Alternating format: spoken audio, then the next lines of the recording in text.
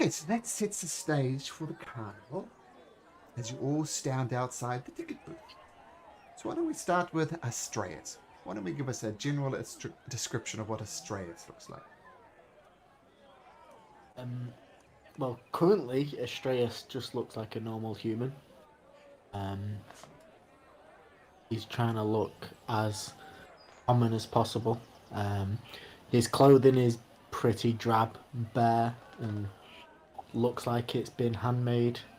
Leather, fur. Um, does have long black shaggy hair and a black short beard. You do notice, however, that his ears do not look human and flop quite a bit, and they are quite big. Nice. And you're going to have to help me with the pronouncers of the sturdy oak. How do we say his name? Yeah.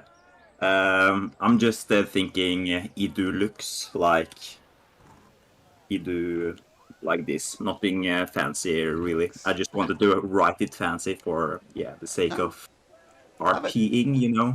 So what does Idolux look like? Yeah, he's kinda standing out in the crowd, I guess. He's a massive dragonborn made out of emerald stone, so he's green, really bright, and he looks really strong.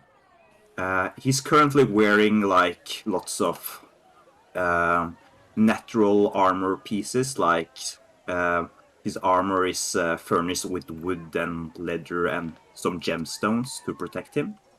And at this carnival, he's looking rather confused. He really doesn't know what to do or where to go, so he's just looking around, trying to, understand what's happening, I guess. Nice. And Matilda Catscore. Matilda looks like a relatively small goblin, a bit more vibrant green hues than other goblins of the Forgotten Realms. She has a back row of that looks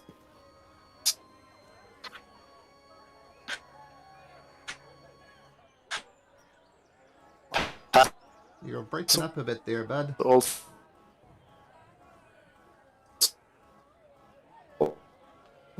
see if I can change my network slightly. Can you hear me fine now? That's much It's better. Okay.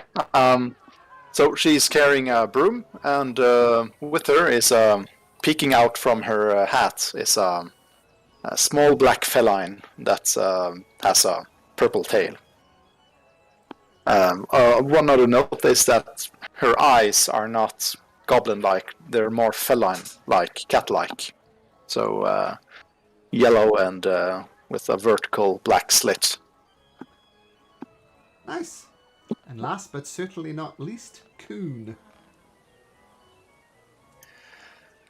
Coon is, you can notice right away he's a satyr. You can notice his horns sticking out of his head and going nicely to the back of the head. He's got a nicely trimmed goatee. No pun intended. And well-kept hair. He's got pretty decent clothes. They're clean and basically ready for whatever comes his way. Of course, you can also notice that he's got hooves, like any satyr would have, and he's got a little backpack that has papers sticking out of it, like they were just hastily crammed inside.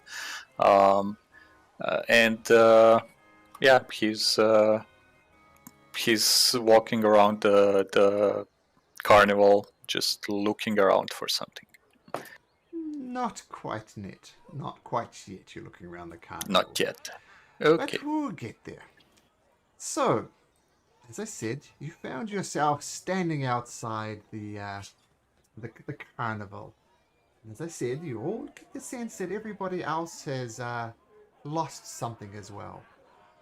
So it's up to you guys. You can talk to each other, you can go get a ticket, you can do whatever you like. You do remember as a child sneaking in, so the choice is yours. So what would the as yet unnamed party of would-be adventurers, what would you like to do? Did we meet each other when we were children? You could if you like. I mean, it's up to you. Hmm. How Depends old is whether you were everyone, by the way? children 8 years ago. Well, let's go through. How old is Udalix?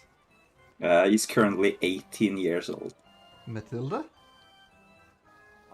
Considering goblin maturity and aging, she would be 14, 15. I think they reached maturity at 12 or 10 or something.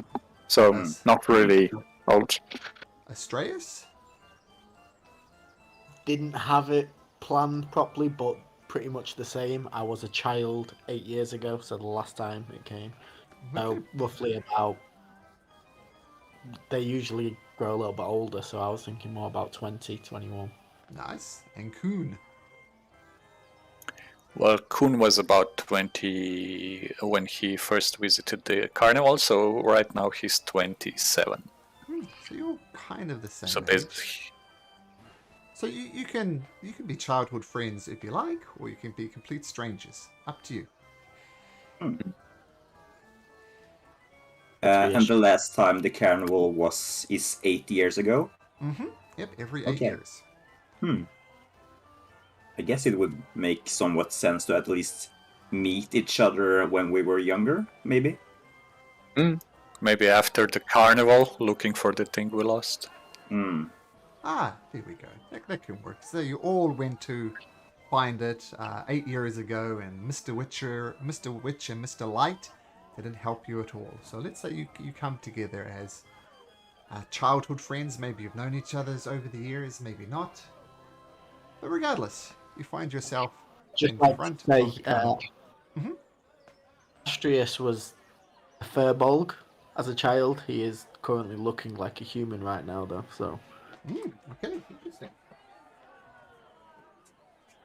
Matilda is going to look at the others, look at Astraeus, while staring at his bovine-like ears, like ears, is it? Yeah. Yeah. And say something like, "So, do I recognize you? I think I've seen you before." I don't think so, miss. Yeah. My, what big ears you have! He's going to look expectantly at your reply. He puts his hand over his ears and goes, "Oh, can't quite get this spell correct yet." And at that point, he grows another 2 feet, and you see his features come as a furbolg. His skin goes blue, light blue. His hair gets shaggier, and just tell that. Well, She lets out. She lets out a little yelp and goes, "Ah! Not to reply. I was expecting. I was thinking something like the old fairy tales, but okay.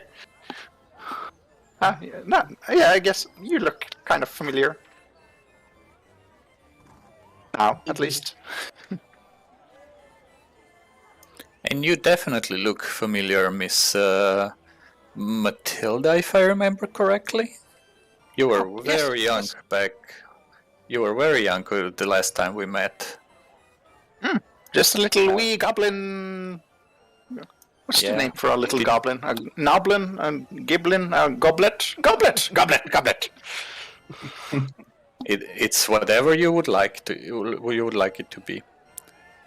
Oh, by the way, I couldn't help but noticing that your shoes are a little dirty. Let me help you with that. And I cast prestidigitation on her shoes and clean them. Oh, well, thank you. Been traveling for a while, I see. No, yes. Wanted to come here for a while. I just get a sense that when I was here when I was a little kid, there was something. I entered with it and I left without it, and it's strange. Yeah, I think that is how we met. We were all looking for something that we've lost, and over the years I've kind of put it into the back of my mind. I stopped thinking about it, but for the last few weeks, it's been coming back, and it's just been getting stronger and stronger, like an instinct that I have to come and find it again. Was it the same with you? Yeah, At this point, Astrius, you see a shock on his face, and he goes, "Oh, I remember now. I remember you guys. Oh, yes, we were here looking for something 8 years ago." Yes, I remember. We took that ride together. I think, perhaps. I'm not sure. I can't remember what ride it was. It's so long ago, but yeah, it was really fun coming here as a child. I really not sure what to expect coming here now.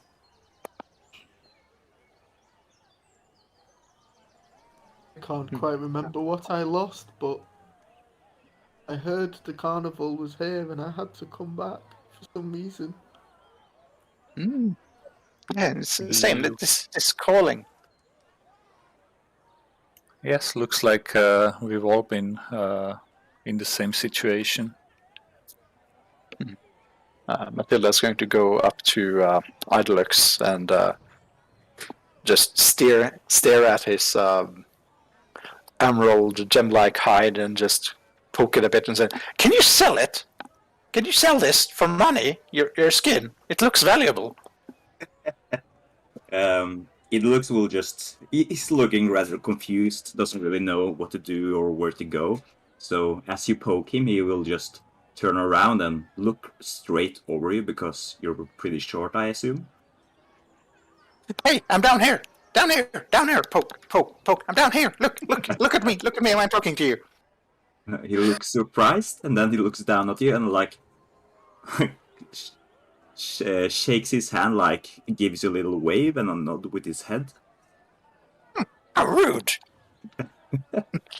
And then on his hip he has this big tome, like a big book, adorned with, I guess, different kind of gemstones. As he pulls it out, opens it up, and he begins to write with his pointing finger into the book. And when he's done writing, he shows you what is written. And yeah, he's saying, "This is my skin, I cannot sell that.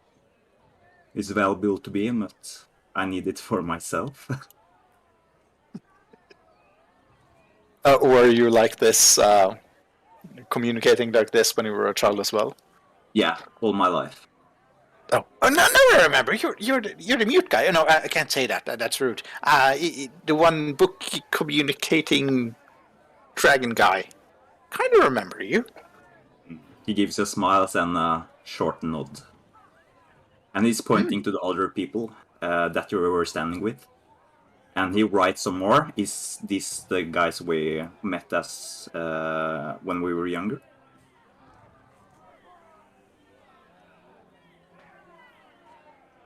I think so. I think there were 4 of us, I think. But it's strange. I can't really remember much. There was Yeah, too much going on last time. By the way, Astraeus, is that your name? Yes. You don't know. This is it's kind of a rude question. You haven't seen my sister around, have you? She looks. She looks. Yes, sort of like you. She's big, blue. Do you have blue skin? Yes, light blue. Slightly like that, like blue furred. But she also has a tail, and her Yeah. You don't have a tail, do you? I have a tail. Oh, okay. Oh, you sort of look like her. She's yeah. Well, But it's rude. People just because you're the same folk, you don't the really have to know her. It's sorry. only people I know are furbolgs. I don't generally deal with non-furbolgs. Oh no, she is a furbolg. Yes. Well, she might be part of my tribe. Oh, is your sister a furbolg? That's a long convoluted tale. I guess we were sort of adopted by our my two mothers, witches. We were abandoned as children, and they took us in. And yeah, I don't know a furbolg in our tribe that wasn't born within the tribe. might be for some other tribe then. It was worth a shot.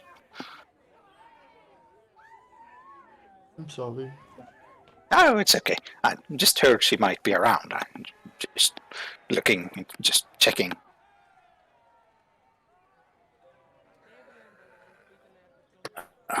But what have you guys been up to since we last stayed here? Oh, I've I found my mostly. tribe again. Go ahead, sorry. I found my tribe again, and have been learning to be a seer. Oh, that's cool. So you learn mighty magic from your tribe? Yes, well, I'm learning it more from nature and the stars. Oh, interesting.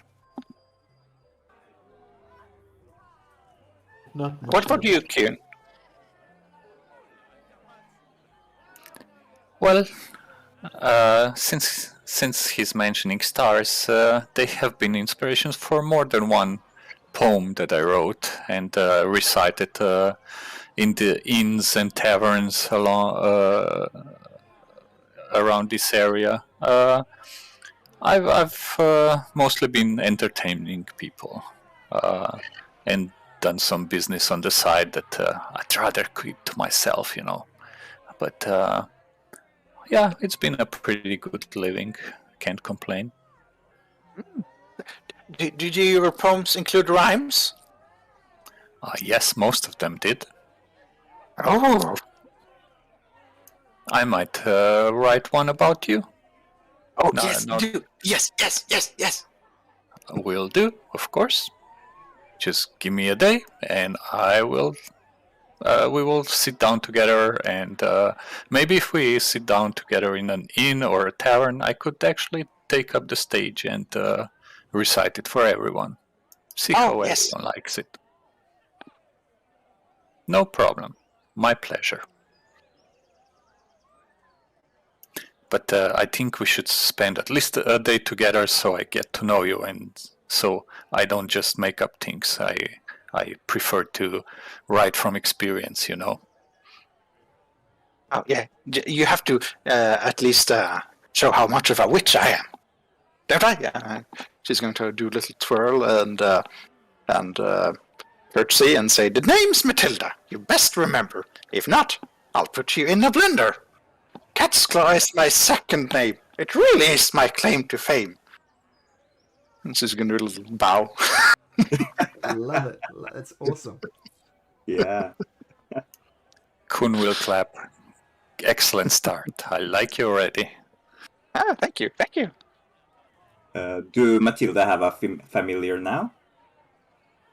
Oh, yeah. He's from time to time peeking out under his from under her hat. It looks he's gonna be really curious about the animal that's hiding inside you and trying to like befriend it with some hand gestures. He's not really gonna notice anything you're saying as he's so focused on your familiar. I guess if you're leaning forward or trying to touch him, he's going to do the what cats do when they play with things and just stick his paw out from underneath the hat and swipe randomly at whatever you're approaching with. Yeah. I'm not gonna be mad about that. I'm still gonna try to be his friend or her friend. It's my mission in life at the moment. In this very moment, I guess. She's gonna open up her hat and, oh, you want to play with Sir Fluffyworts? Hey, you can play with him if you want. Idolux gives quick nods and is like holding his hands out really gently to try to hold the cat. Jump into your hands. Be nice now, Mr. Fluffyworts. I know you're quite handsome, but I can turn you into a newt if I want to.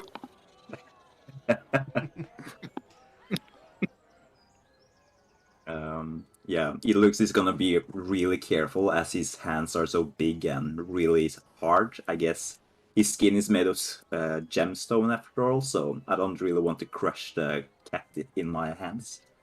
So Please don't. Would you turn the cat into a newt? Oh, with the magic I learned from my mothers. They were quite strong magicians and witches. They were two beautiful women. My first mother is Agatha Greentoe, and the other is Ethel Toestealer. He's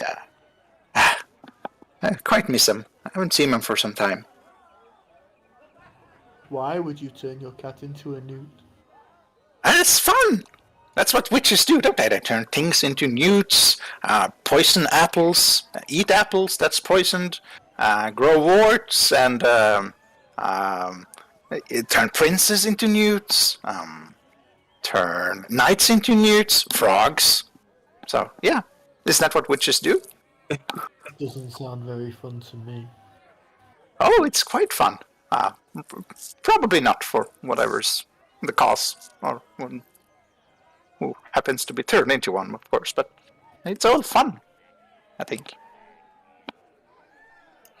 Do they always remain newts, or do they revert back to their original form?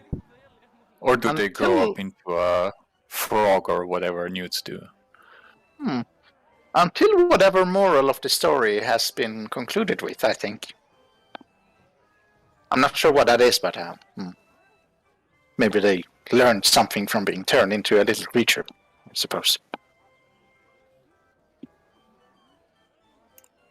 Maybe that the world is bigger than they imagined? Yes. And they... See the world from my perspective for once. Yeah. It's even bigger for them, I guess, when they turn. I think I did that one to some bandit or thief walking through our forest, and I turned him into a little newt, and I kept running after him, saying, "I'm going to step on you! I'm going to step on you!" And well, when I turned him back, he was quite afraid and ran away. So I guess he learned his lesson. But have we learned our lessons from before? I mean, I think that what I lost was because I didn't buy a ticket last time. I'm gonna make sure I buy a ticket this time. I don't want to lose anything else. How about you? I don't exactly remember what we did after the carnival. I know we met, but did we discuss? Did all of you like sneak into the carnival and not pay a ticket? I'm trying to figure out how we lost our things, and that seems like a good way to way to start. I never used to have any money. I snuck in. I don't remember what I lost. I feel as though I lost something. Same. I think I snuck in as well because witches don't pay for things. That's what my mother say at least. So What does that mean? You're gonna sneak in again? maybe no, not this time. Well, Maybe some witches pay for things. I've scrounged up a bit of money. I don't know if it will be enough. Can't remember what the ticket prices were. I guess we're about to find out. We're almost there. And I saved up some money from my performances as well, just in case I don't just need it for the ticket, but for the attractions inside as well. We should also inquire if they have a lost and found at the carnival. Oh, I will yes. find what it is and go. I don't want to be here long. Oh, but it's so much fun. All the rides. Last time I stayed, I lost my tribe. Oh, yeah, that's quite a bummer, I guess. Maybe it'll turn different this time. You lost the whole tribe? Oof. I lost 3 inches, and well, you know how 3 inches are important to a bard, but it's a weird thing to lose. But yeah, I hope I get them back. Oh, just so there's no misunderstanding, I'm talking about 3 inches of height, of course. When you were a kid, I doubt you were thinking about the 3 inches of height. I kind of got that after I said it, and I thought I should clarify it just in case. You never know with bards. So yeah, I came out of the I came out of the carnival like 3 inches shorter, and it makes it hard to look over the people in the crowd, I guess. So I'd like to get it back. A height is just a number. Oh, I know it's not a problem like in open spaces, but go ahead. I'm very tall, I can see for you. Well, if it becomes an issue, I might ask for your help. Thank you. It's on my shoulder. Yeah, could I, if there's a concert or something going on, I'd like to climb up if that's possible. It's fine. Ooh, yes, oh. Yeah. Maybe when I'm on stage, that'll be great. No flashing though. Well, maybe a little. Should we head in? Yes, let's get this over with. Okay, so this motley crew of characters slowly enter into the carnival, and it's kind of an odd collection. I mean, we have a very how tall's Astreus? Is he like Furbolgs are usually pretty tall? About 6'8", but I want to be taller. I'm gonna say 7'4". Okay, 7'4", but more like a 6'8".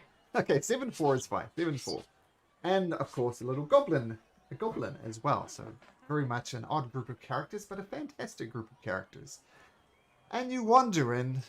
There's already people flowing in even at this early time, and you wait a little bit. The line settles down, and you approach the ticket booth, which has a silver statue of a dancing fairy is mounted on the roof of this ticket booth, and surrounded by fluttering butterflies. Now the booth is decorated with an animated depiction of the night sky, and you see shooting stars go whoosh, whoosh, whoosh, all around the ticket booth. And an elderly goblin perches behind the ticket tower, quizzically peering at you through a spyglass. This big spyglass, and his eyes just looks comically large through it as he looks at you. And he lowers the magnifying glass and says, Greetings, fair goers. What can I do you for? We would like some tickets, please. What? What? Yeah, gonna have to speak up, son, girlfriend. And he holds up this big hearing horn thing to his ear. He says, what did you say? No, it's open. Just a ticket. What? One second, and I'll turn to Astreus, and this is your kind of person. Can you just write whatever we tell them? I don't know. It is Astreus that's mute, right? No, Idolix. Oh, Idolux. Sorry, I turn to Idolux and ask him to write it down for. But Yeah, you can still write You have it. to speak up. What? Yeah, Idolix will approach the ticket booth, and he will pull out his book and start writing "tickets, please" and show it to the ticket seller. At the same time, Matilda is going to climb up right next to his speaking horn and scream in a shrill, goblin, witchy voice, like, "4 tickets, please!" Just in her full voice. What the hell for? Ow! Ow! And he takes the horn out of his ear and starts kind of, wriggling a finger in it. That's rude! I want an apology right now! Tickets, please! An apology right now! Okay. I apologize. Sorry. That's what I thought! Should be sorry! And everybody, first roll of the game, can everybody make me a perception check, please? Let's set the tone for the campaign. We're going to get natural 1s or natural 20s, but a perception check. Oh, it's Strayeds! That's the way to start it. Perfect. Natural 20. You've set the tone. I did this for another campaign, and the first roll was at advantage, and the guy rolled a double 1. So, so Astraeus, we'll say. Maybe Idolix as well. The other Matilda is too busy apologizing. You notice that when he was yelling at Matilda and communicating back and forth and demanding an apology, actually the hearing horn wasn't actually up to his ear. It lowered it down and he seemed to be hearing Matilda perfectly okay.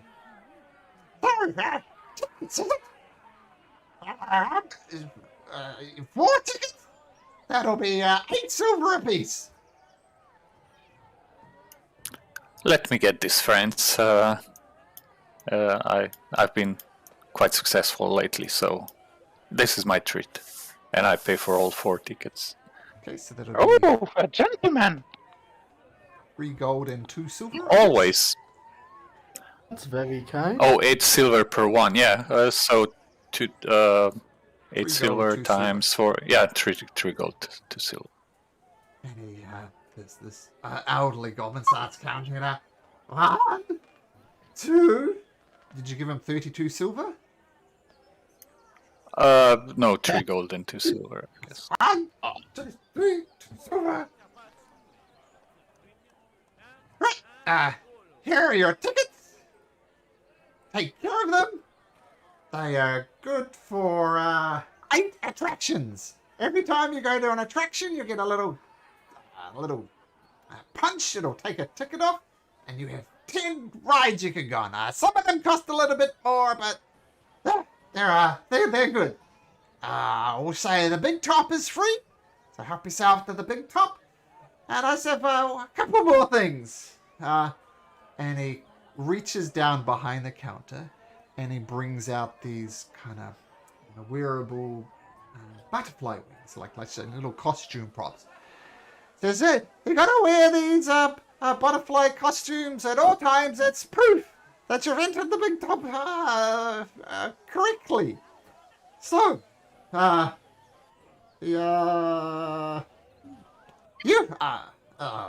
Furbo, yeah, take these.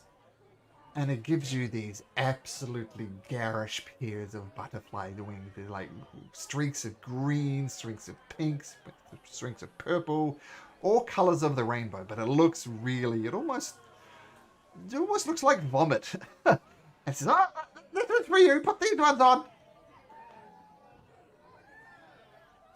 Oh, thank you. He takes them and slowly puts them on, looking like he don't really want to, but he's listening to what they say. And he reaches down, gets another pair. Are you the one who writes? What's your name again? Coon. That was to Udalux.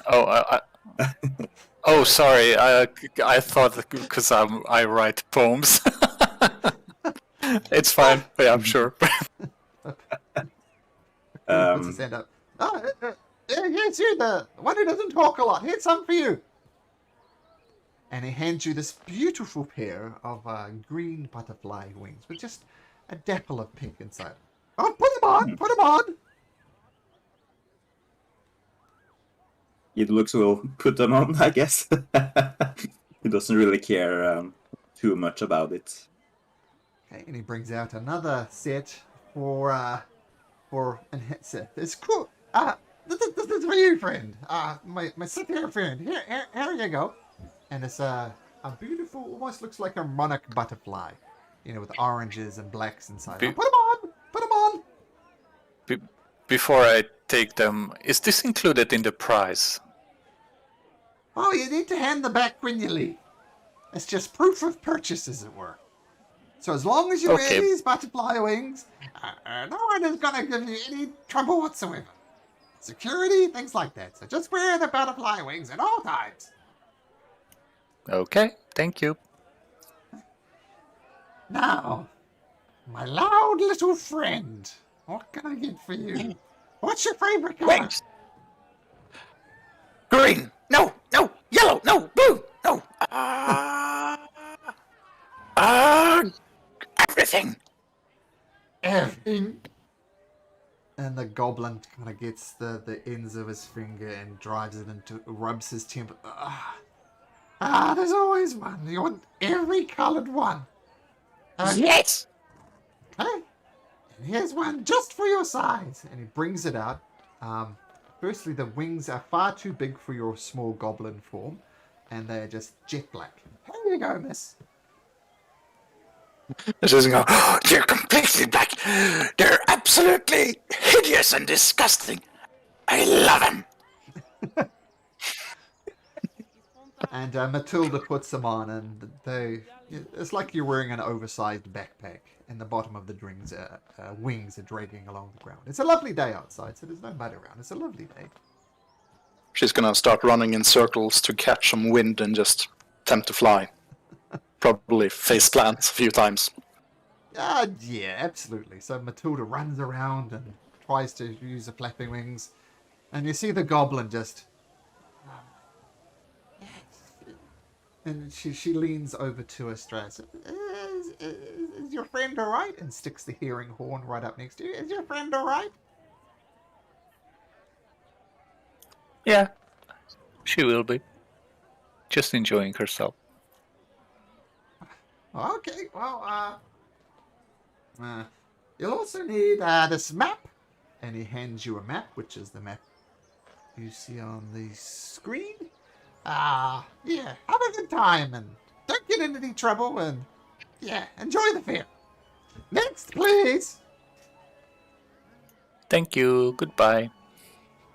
Does it respond he's helping the next customer? Well, shall First, we'll we? look around to see if everyone else is wearing wings.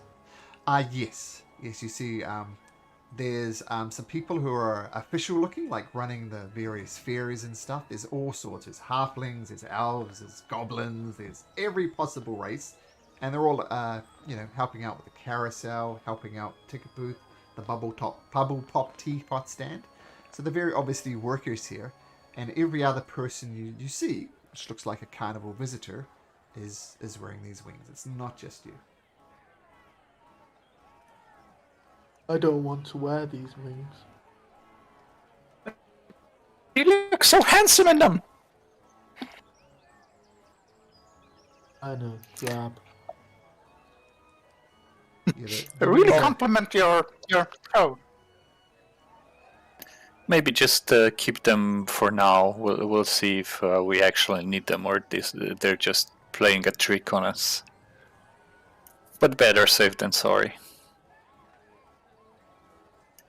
Shall we take a look at the map, see where we can start? There might be a lost and found. Maybe we could start there, if they have one. I can't read. Yeah. Do I need to make like a perception check to see if I see lost property, which would interest me?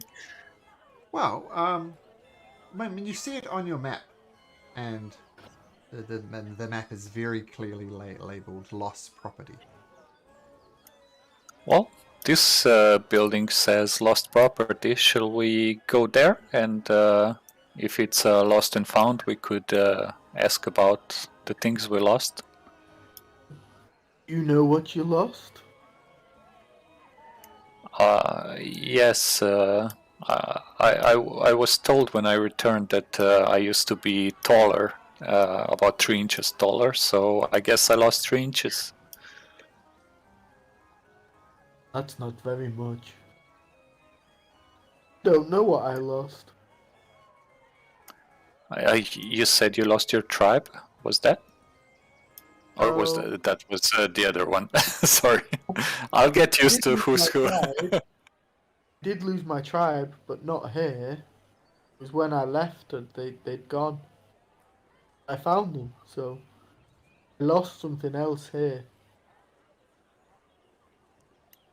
Not sure what. Well, maybe Your when we sense of spend. belonging, perhaps? No, I belong with my tribe. Your cheery personality, maybe? Well, my mum likes me. Well, let's not get into the mom jokes yet, shall we? Mum jokes? Yeah, your mom jokes. You never heard one? Oh, Well, I'll be sure to tell you some. Maybe on the way to the lost property? I'll see if anything springs my mind when I get there. Sure. I mean, if you want to hear like your mom joke, there's like I don't know, your mama's so big that in the summer she could sell shade or something She like is that. very big. The fur bulk. What? Well, I guess it would be very profitable if she sold shade in the summer. Oh, how do you sell shade? That sounds like a profitable event. Well, I guess you stand in the sun and people can sit in your shade and not be burned by the sun. Oh, Then I you wish I could charge sell them my for it. shadow. Oh, that sounds useful.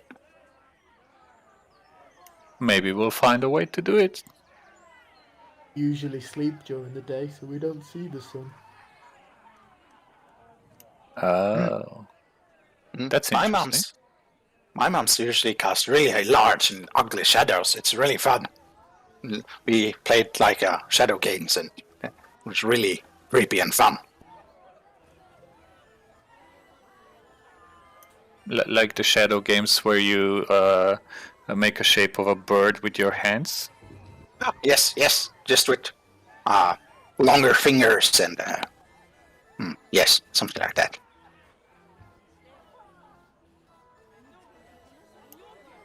Did But, anybody else? Yeah, sorry, go ahead. Oh no, I'm just going to say. Lost property. That's to the left, right? A little forward and to the right, I guess, and I pointed at the on the map to show him where it is. Yeah, that's to the left, right? Well, it depends on which way you turn, I guess. But mostly to the right. So. Matilda's just going to look confused at the map. No, that's to the left, right? Can you show me which side you think it's left and which one is right?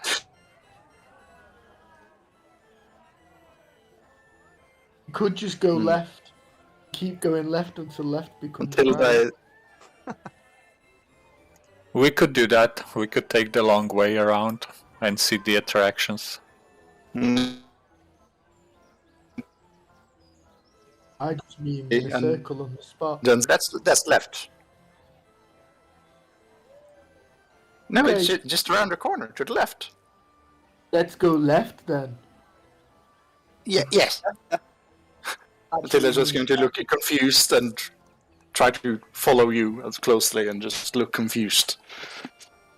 All right. Well, straight. There seems to be an agreement on straight. And which way are you going? This way or this way? That way. I mean, All right. Kun was going this way. What can we see along the way? Because there's some attractions already there. Oh yes, you see this bubble top tea stand, and you see people inside the bubbles, and they're floating all around. Some of them are going straight up.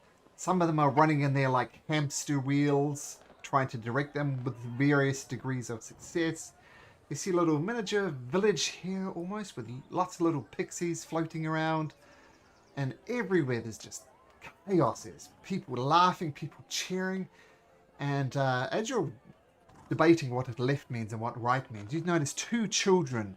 One of them is holding a crown on the end, and she's kind of walking around like a princess, very haughty. They're little halfling children, and her little brother snatches the crown off her. This is mine! This is mine! And the girl says, no, that's my crown! And they start wrestling and fighting on the ground, getting over this, really, it's not an actual crown, it's a carnival type crown, but they're on the ground, they're fighting in a big bowl of dust. And the parents are kind of on the side, these two halfling people, they're kind of, it started already. Why so soon? What would you like to do? Head lost property? Break up children? Matilda is going to go over to the children, hold out her hand, expectant, and say, I want it!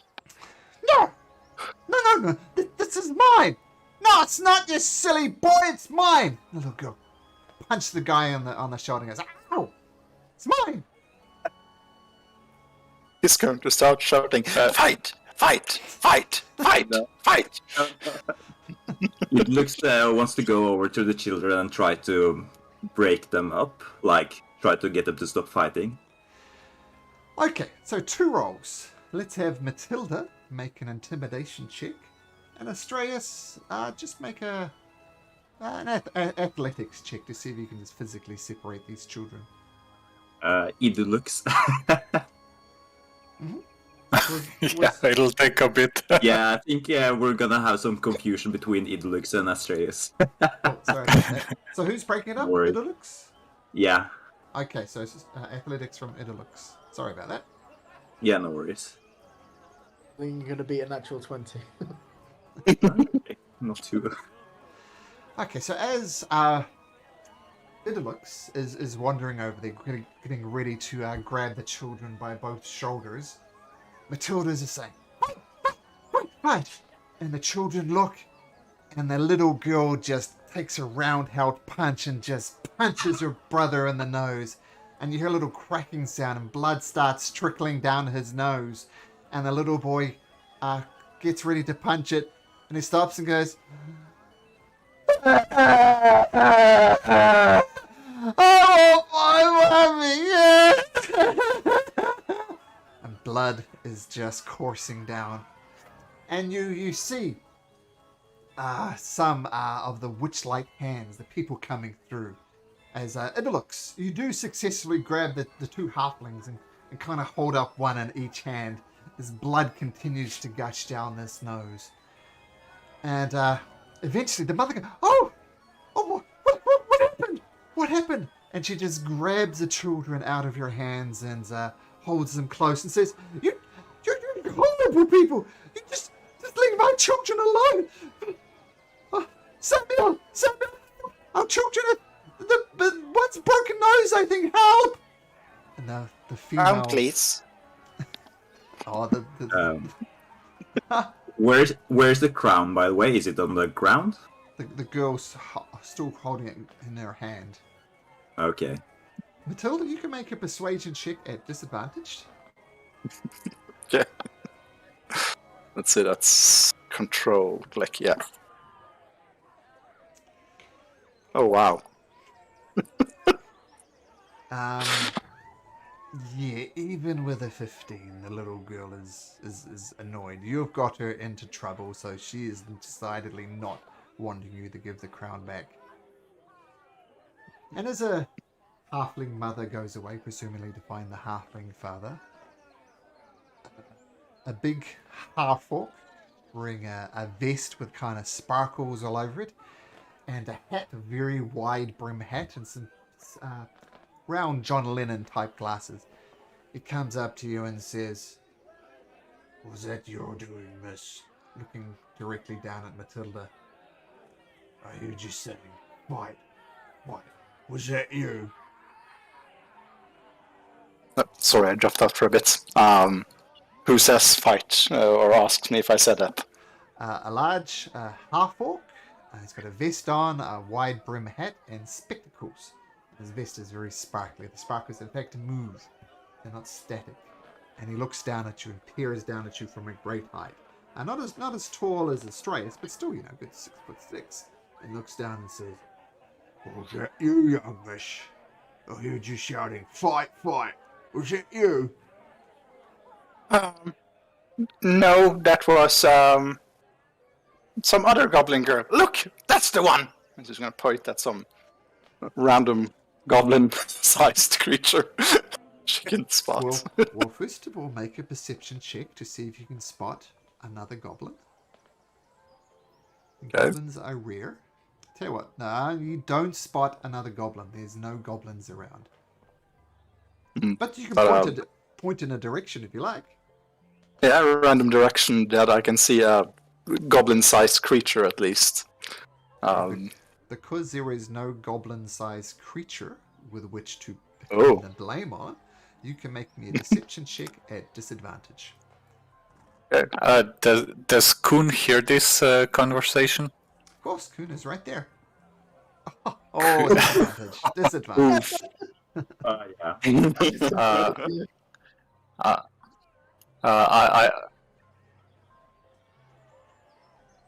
Kuhn? Yeah, Kuhn, if he sees the orc threatening Matilda, would cast, and when Matilda tries to blame it on another goblin girl, he would cast disguise self on himself and turn into a goblin girl. Now keep in mind, absolutely no problem, but with disguise self, of course, your form doesn't change. If somebody waved your hand over the top of the goblin girl, it would just be I know. air, right? Okay, just making sure.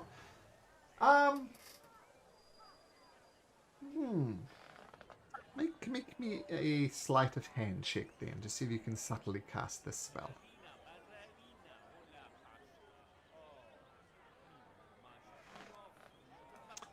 Okay, so Matilda, no one appears to notice, but Matilda says, let's play it out. So you point at Kuhn, and what do you say, Matilda?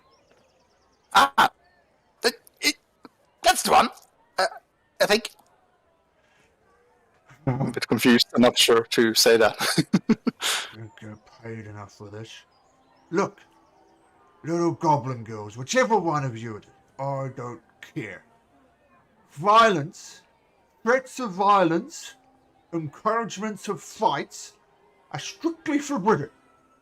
Do I make myself clear? Well, are you threatening with violence right now? No, Threatening us with violence right now? no, I'm telling you, be removal from the fair if you want to re-enter another Another 8 silver pieces. No, I'm not threatening you. I'm merely laying down the rules. No violence, no fighting, no encouragement to violence. We run a peaceful establishment, and yells of fight, fight, fight. I mean, that little boy's got a broken nose. That's not right. So, no encouraging of fight. Do I make myself clear? My apologies, sir. It was not my attention. Could maybe I treat you to a drink as a thank you for explaining this to me? Well, I wouldn't say no to a drink. Sure. Here's 2 silver. I'm not sure where the brewery is, or an inn or whatever here, but I'm sure after you're finished with your shift, you can treat yourself with an ale or something similar. Well, thank you, miss. And he goes to pet you Oh on no, the head. thank you. And I gesture to Matilda to let's get out of his way. He's going to pet you on your head. He's going to miss. What are you going to try and dodge out of his pat on his head? Yeah, I'll try to dodge. Okay, just make me an acrobatics check.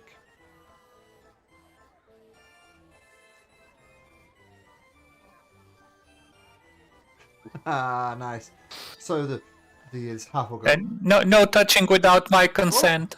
Of course, we run a respectable establishment. I apologize for sitting over my boundaries.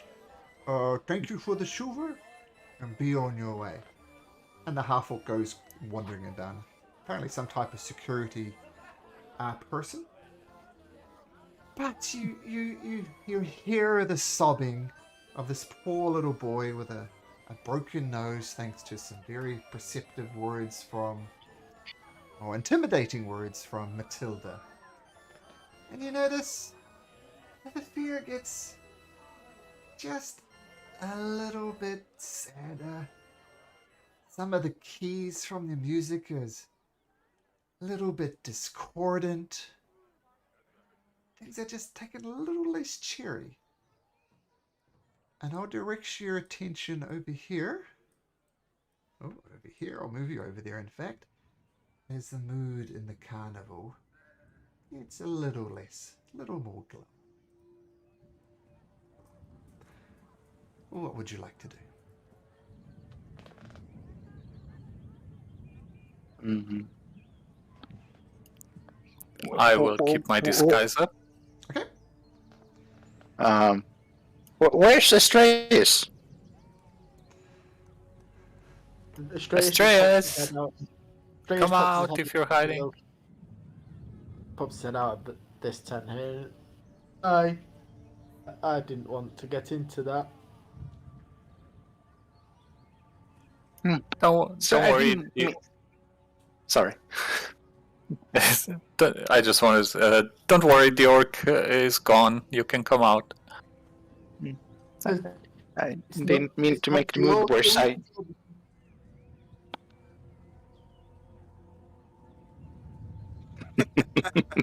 Indeed.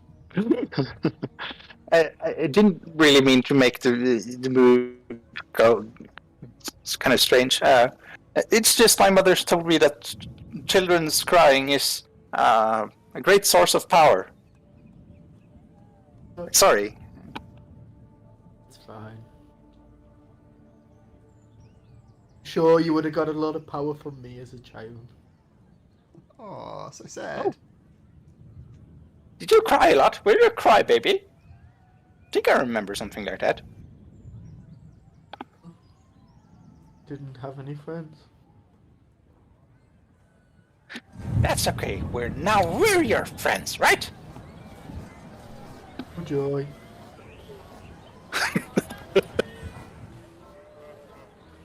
Yudlux will pat Astraeus on the back and give him a friendly nod. Yeah. Thank you.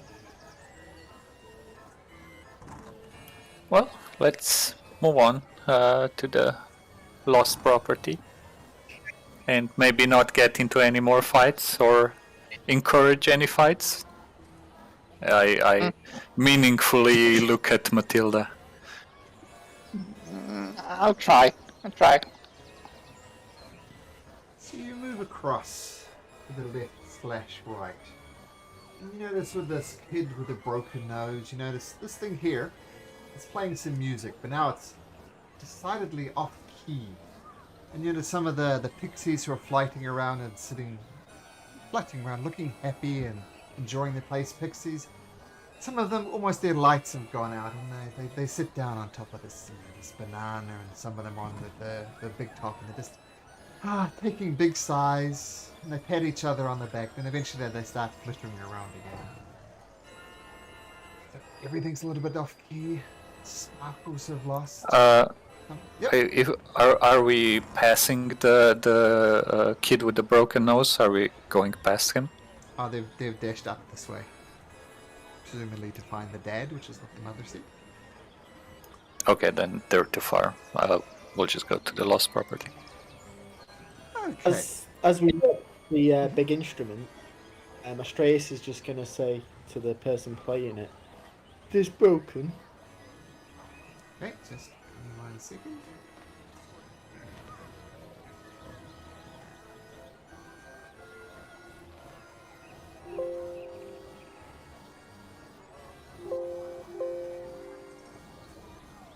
Okay, so this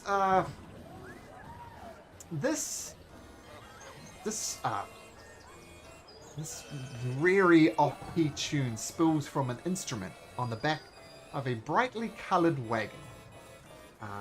Now, Monkey, wearing a cloak covered with buttons, turns a handle at the wagon's rear, sending music into the air from rows of golden whistle. As you watch, a goblin dressed as a ladybug toddles up to you, rattling a tin cup. Oh, hello, donations for the music? Donations for the music? I answer your question. I don't know why. The instrument tends to respond to moods around here, and things have taken a decidedly glim tone.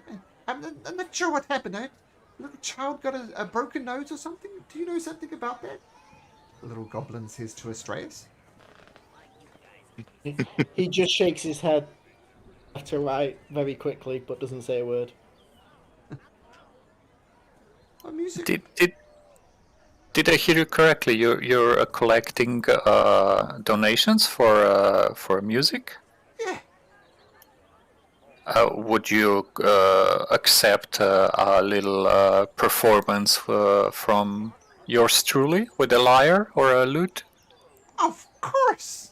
The more music, the better. Absolutely.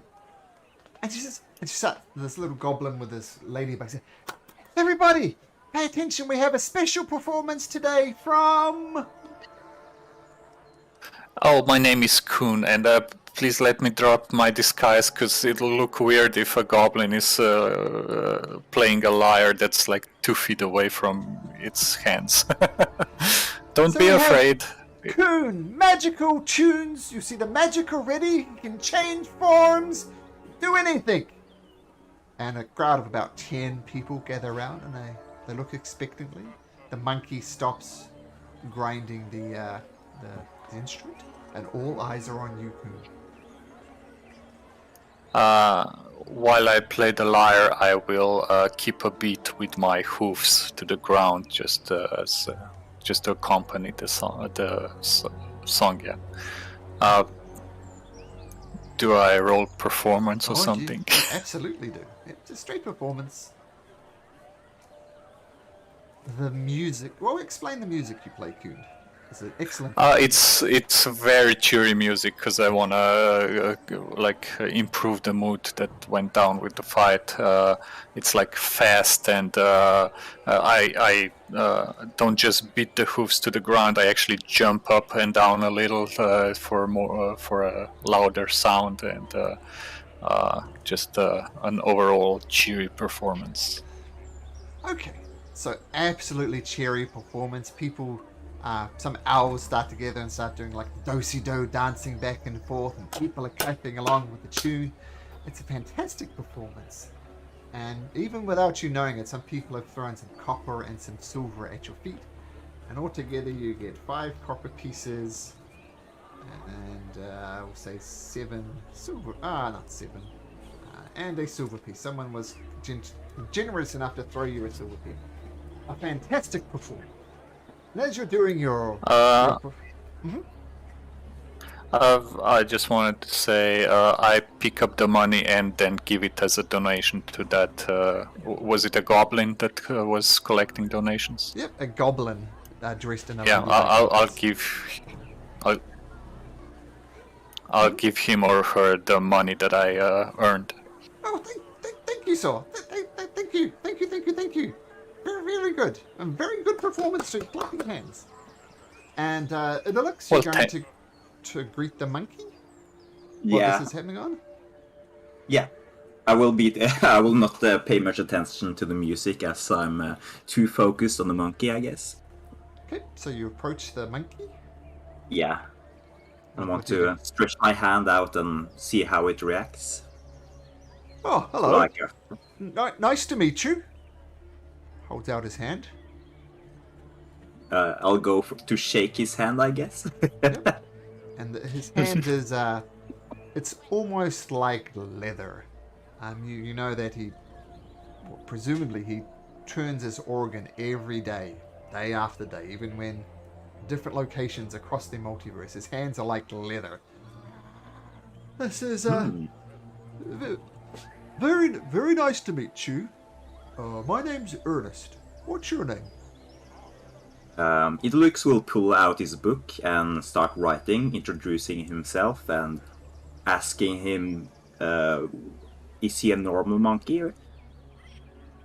Oh, you're overstepping the line, friend. Of course I'm a normal monkey. What are you implying? It looks will write that he's not too knowledgeable about monkeys, and he didn't know that they could speak. Is it normal? It's no problem. It's okay. And taps him on the back. It's okay. Don't worry about it, friend.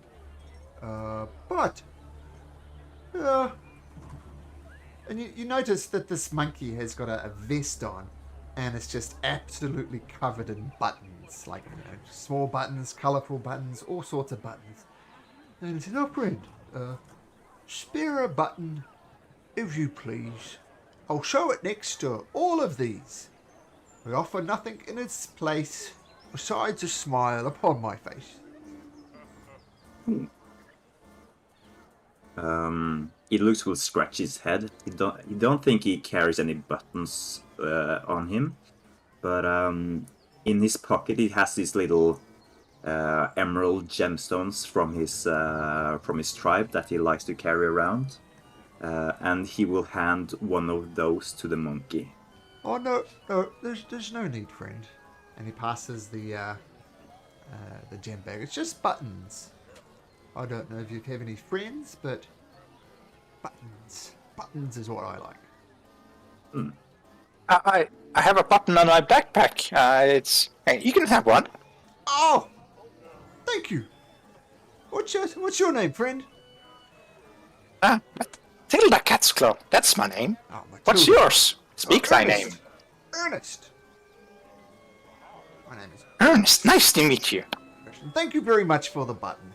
And he pulls out a thread and a needle and immediately starts sewing it onto his vest. Anybody else who might have some buttons? It looks... Yeah, go ahead. I was just saying, I don't think I have anything. Are you sure? You want to check your pockets, friend? He puts his hands in his pockets and doesn't pull out anything. Puts his hand in his other pocket. No, I don't think so. Oh, that's just okay. What about you? Shiny one? Don't see a lot of your type around here, but that's alright. You got any buttons, friend? I guess I'll pull out a button on my shirt and give it to him. I don't really care how my clothes are looking. Oh, well, thank you. You even sacrificed your shirt. Thank you. I appreciate that.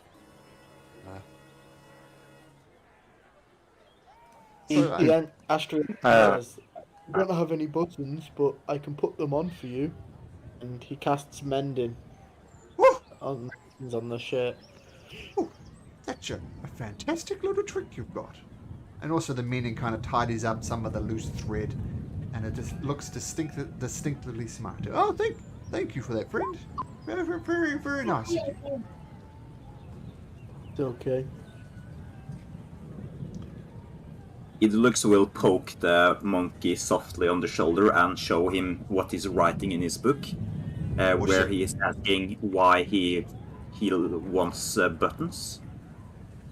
Oh, I just like buttons. It's just something I like. Try to look smart. Yeah. Nothing special, just what I like. It suits. I'll write that it suits the monkey. I like his button. Well, thank you very much. And with the jaunty tune played by Coon, with the giving of some buttons, kind of those things combined, brings the mood up a little bit inside of the village, inside of the carnival. And things get a lot a bit more cheerful. And I will say that your jaunty tune, Coon, play it whenever you like, but that's the one chance you'll get to raise the mood with your music. And the monkey goes back to tuning the thing, and it's a much nicer tune now. There's nothing else, it's a tune, and fairies and pixies start glowing up and fluttering around the house. Is there anything else I can do for you? I mean, I just play the music. It's my lot in life, so anything else I can help you with?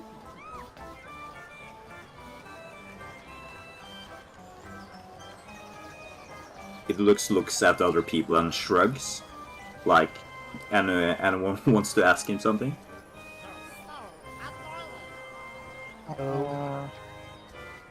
Guess we just need to find our way to the lost property.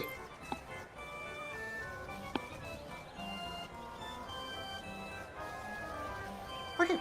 So we'll say you head. Bye, down the- monkey. Bye. Nice to meet you. You head around into the lost and found.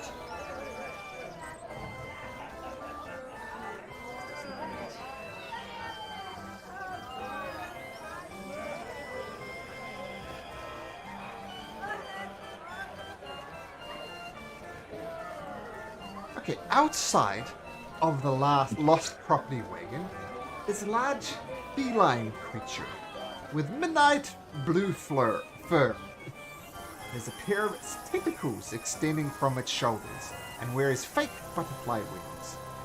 Hanging from its collar is a small wooden pig, and the creature is kind of roughhousing with two young boys. And one boy squeals, "Again, Durla, again!" while the other hangs on to this creature's necks.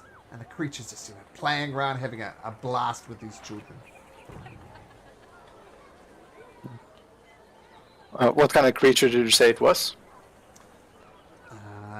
It is a large feline creature, sort of panther size, with midnight blue fur, and it has tentacles extending from its shoulders, and it's wearing very obvious fake butterfly wings.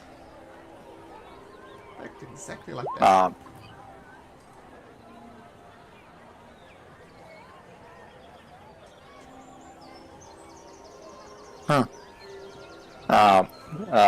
Matilda is obviously going to squeal in glee and run over and say, "I want to join! I want to join! Oh, look at that cat!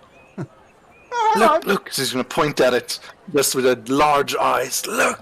That's the cutest cat I've ever seen!"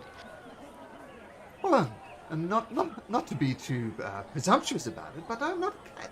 I'm in fact a mighty displacer beast.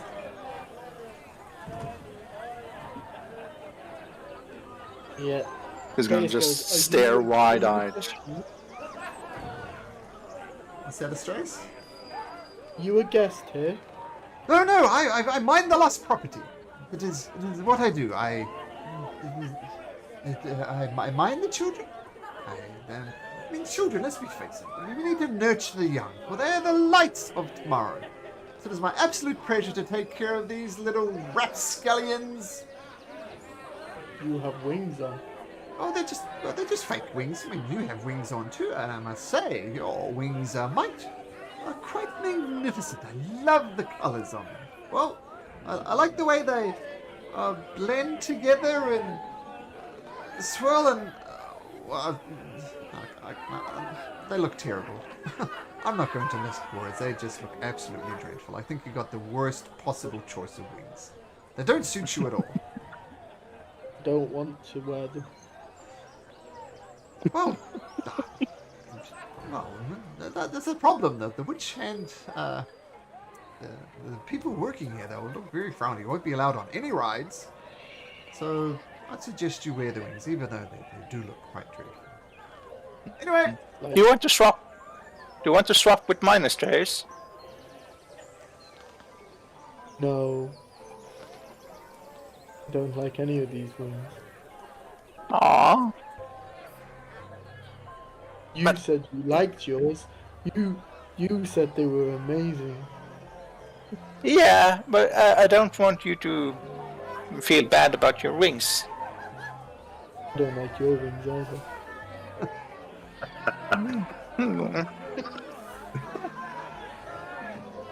You like that? Brownie pouty boy.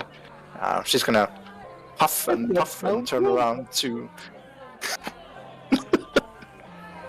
to Durla, I guess the feline creature, and say, "Do you can I ride? Can I ride?" oh, how old are you, miss? 7. Oh, Deception, please.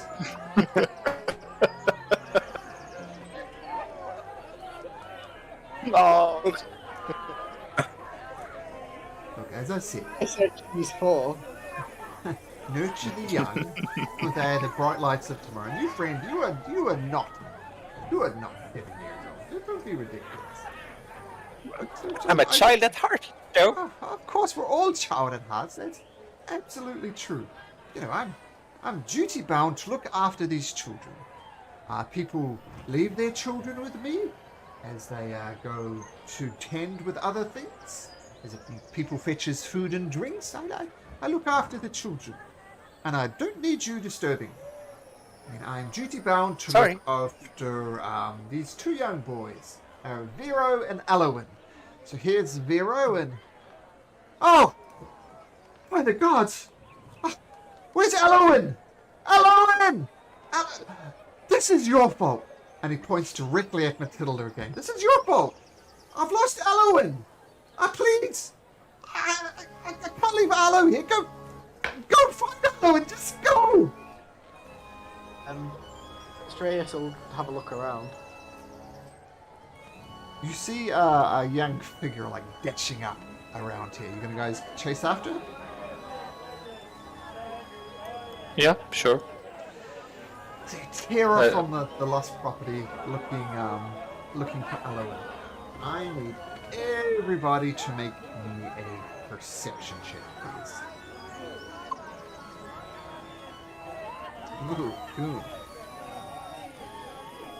So you search around for about 10 minutes. And you chase him all around all around here. He ducks down a few bits and paces. You follow him through here, you rush through, and eventually you find him here, not that extra far away from where he started, and he's at a candy booth. And he looks up at us straight here. Oh, and some candy! Give me candy!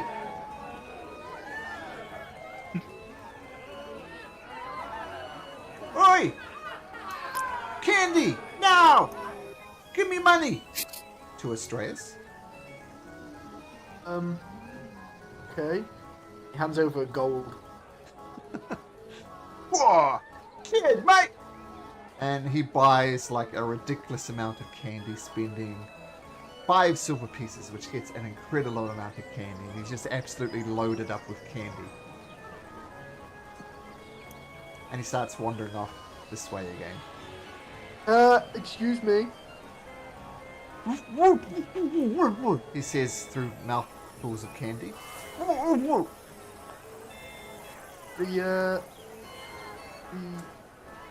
The act is fought for you. I think you should follow me back. Yeah, persuasion check, Astraeus. That's not gonna go well. Could Matilda assist and say something like, Dola really needs you to stay with him or her. You gotta obey big cats. Big cats have... You need to obey them because they're cats. Well, I roll with advantage, but for 2 reasons. Number 1, you gave the kid candy, and number 2, with assistance. So just roll your persuasion again, Astraeus. Never done this on Roll20, so how do I do? I mean, on D&D Beyond, so how do I do advantage? It's shift, is it? Yeah, shift for advantage and control click for disadvantage. So we'll take the 14, and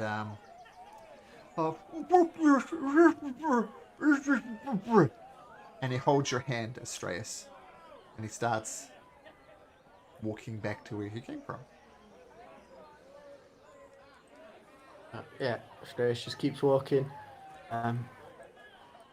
Onto him. Not a tight grip, but not a loose grip.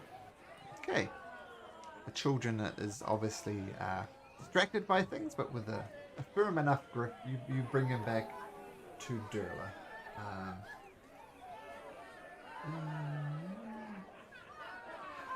Oh, hello. Young boy. Oh, hello. Oh, thank you so much. Thank you so much. You, my dear Firbolg, you are a good type. I thank you for bringing him back. And I would ask you, young goblin girl, to stop causing such mischief. My responsibility to look after these children, and just be careful. These children are the light of tomorrow. It is my pleasure to take care of them. I'm duty bound. This Matilda is going to look actually sorry and pout a bit and say, I'm sorry. I don't want you to think worse of me. Actually start crying. Because I think you're really cool and I want to have a cat as big as you, and I'm sorry. Oh, the Durla brings out a handkerchief, a silk handkerchief.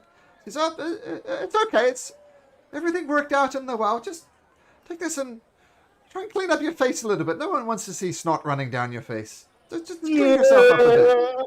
Clean yourself up a bit." Okay. This displacer beast look after us when we were kids, or any of us. If you came here with your parents and your parents went to do something, it's like a child minding service as well as a lost and found. So that's up to you.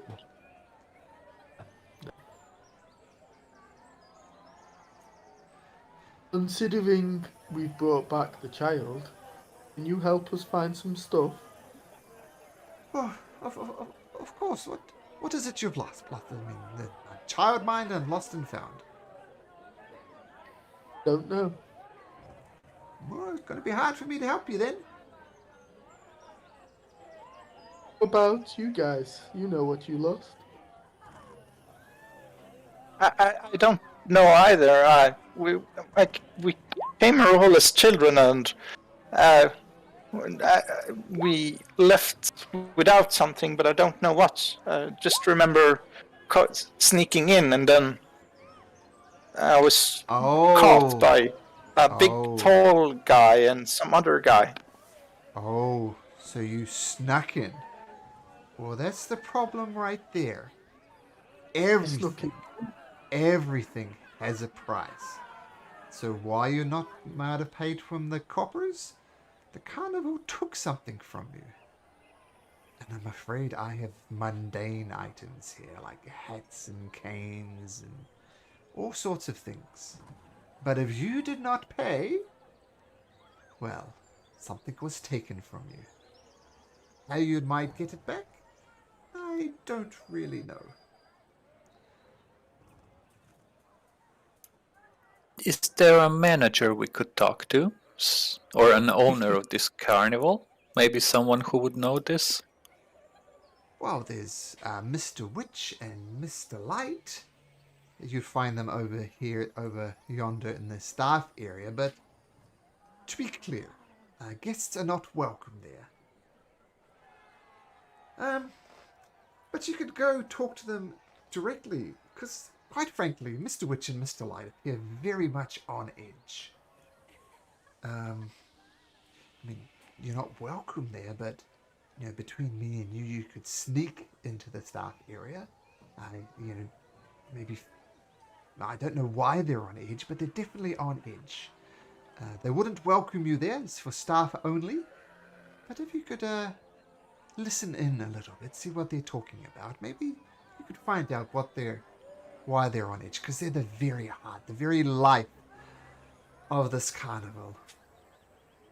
Oh, and what was your name, little goblin?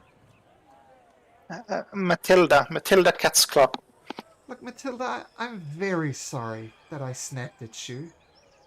But it's just that looking care of children is kind of my mission in life, because... And with this, the tentacles start flicking on the back of this creature's back, moving around, looking almost like an agitated cat's tail flicking back and forth. It says, I'm just so protective of the children. They are so very, very precious. They are everything. They're the future of this world. And I do this thing because I lost my own cub. She vanished without a trace. My precious little star, she's gone. I don't know where she is. And now the displaced beast starts crying. Matilda is gonna rush over and sort of hold Durla's paw and say, I'll find her! It's a missing little kitty cat. Yes, just like me, but precious star, she's just small, she's just a child. If you could I'll find her, move. you could look. I mean, it's been years.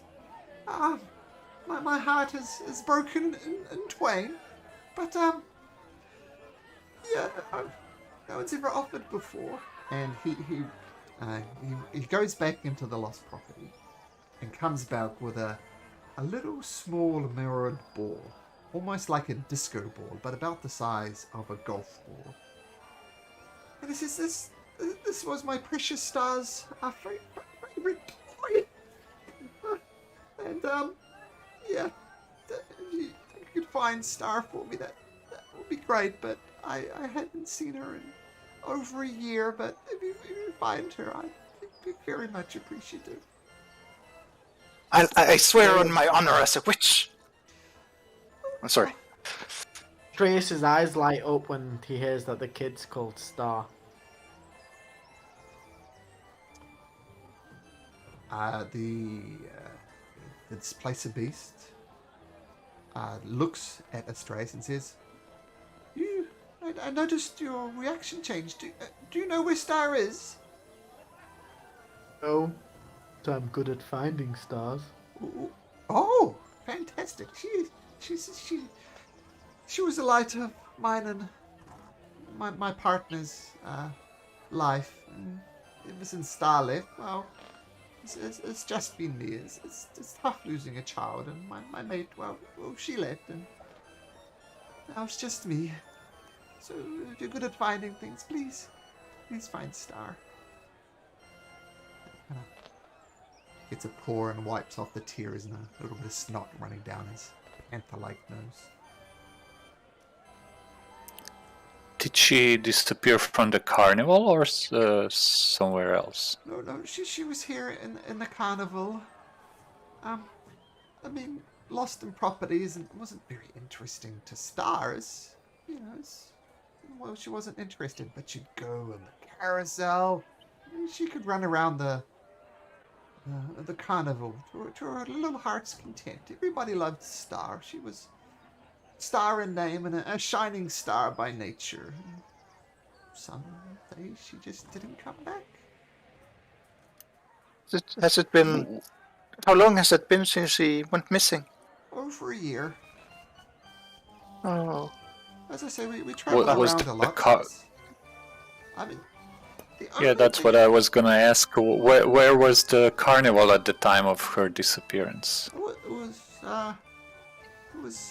were in the elemental plane of the air. It's one of our more interesting setups, and she went missing there. The only thing I remember Could she? is what I have some art here. This is what looks like. It's always good to show art. So there he is in all his magnificence. Oh. Ooh. I like the art and stuff. They've done a good job. oh I yes. would throw wings like that. Let me just... Yeah, she actually found a new friend. It was a most odd creature, though. It's very strange. It almost had like a pig-like face. It was odd. It wasn't like a mask. It was an... I don't know. It could have been an actual pig's face. I really don't know. But she found it, and this weird creature had blue skin and either a pig mask or a face of a pig as a mask. And she had this ginormous lollipop. And she would play with Star. Since that, I never saw Star again. Never saw the pig-faced girl again. And of course I've searched for the pig-faced girl for a year now. I haven't found anything.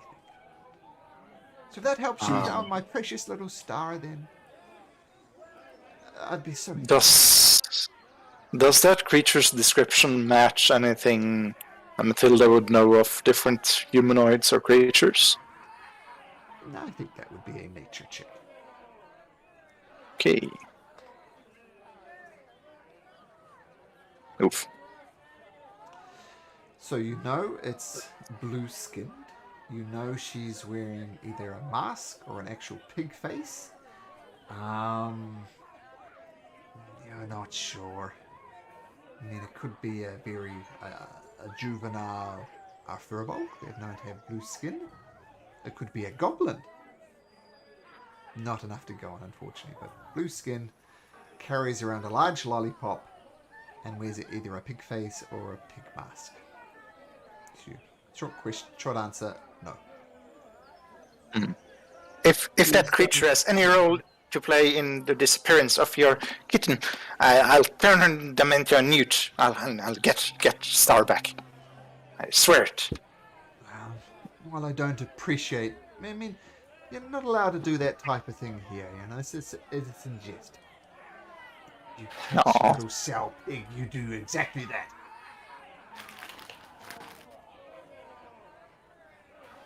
Yes. Apparently turning things into newts are fun.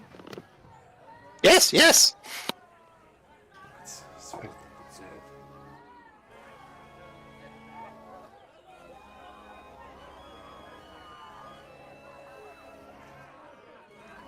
Oh, is there anything else I could help for? I've got to keep an eye on these children, of course. I guess that will be all. You've been most helpful. I Thank hope you. we manage to find your cub. Oh, that would be good, because I can't forgive myself for the disappearance of my precious Star. But in the meantime, I am duty-bound to protect the young guests of the Witch Carnival. At least I'll take care of them. None of them will be lost. And thank you again for bringing back Halloween. You're welcome. Well, shall we go around the carnival? I'm not sure if sneaking into the staff area is a good idea. Maybe just go around and gather some more information. Or maybe we could get an appointment with what was it, Mr. Light and Mr. Witch? I could make myself Yeah. look like that half-orc.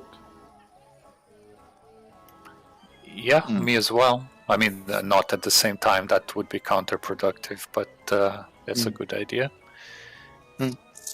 I can also make my clothing look like one of these carnival hands.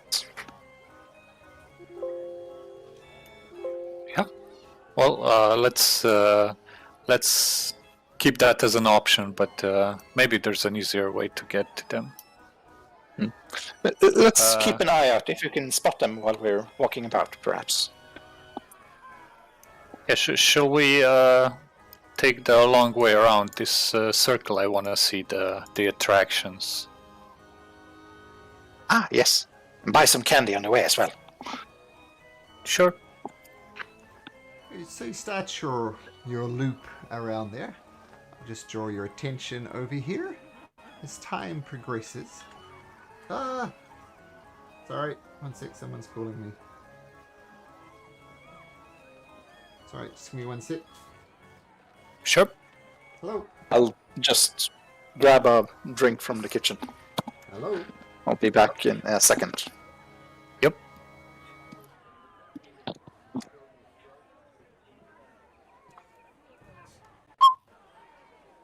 Sorry about that, are you still there? Hello?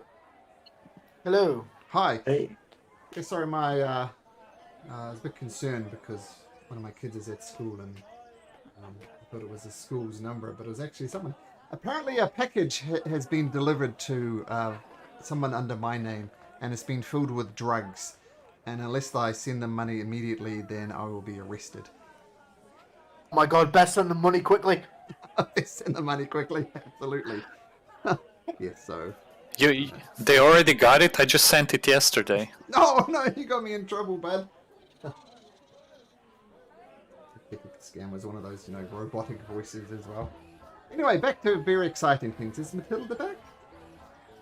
No, she's getting a drink. Okay, I could do with a drink too. So should we take a quick break? And Yeah, sure. we'll carry on with Carnival. So Sure. take a short break, and be right back.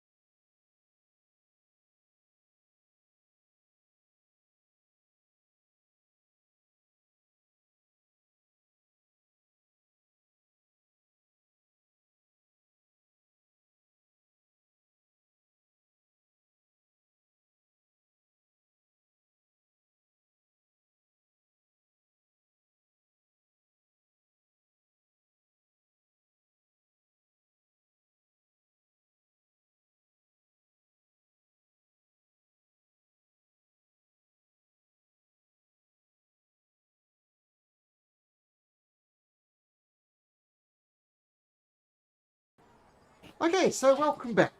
So you're gonna do a wander around here, see what sights you can see. Yeah. Yep. So you wander around and you come past these boots here, and you hear a voice, just a human, got ginger hair, crop beard, a vest like a lot of people have around here, and he says, "Hey, you lot hungry?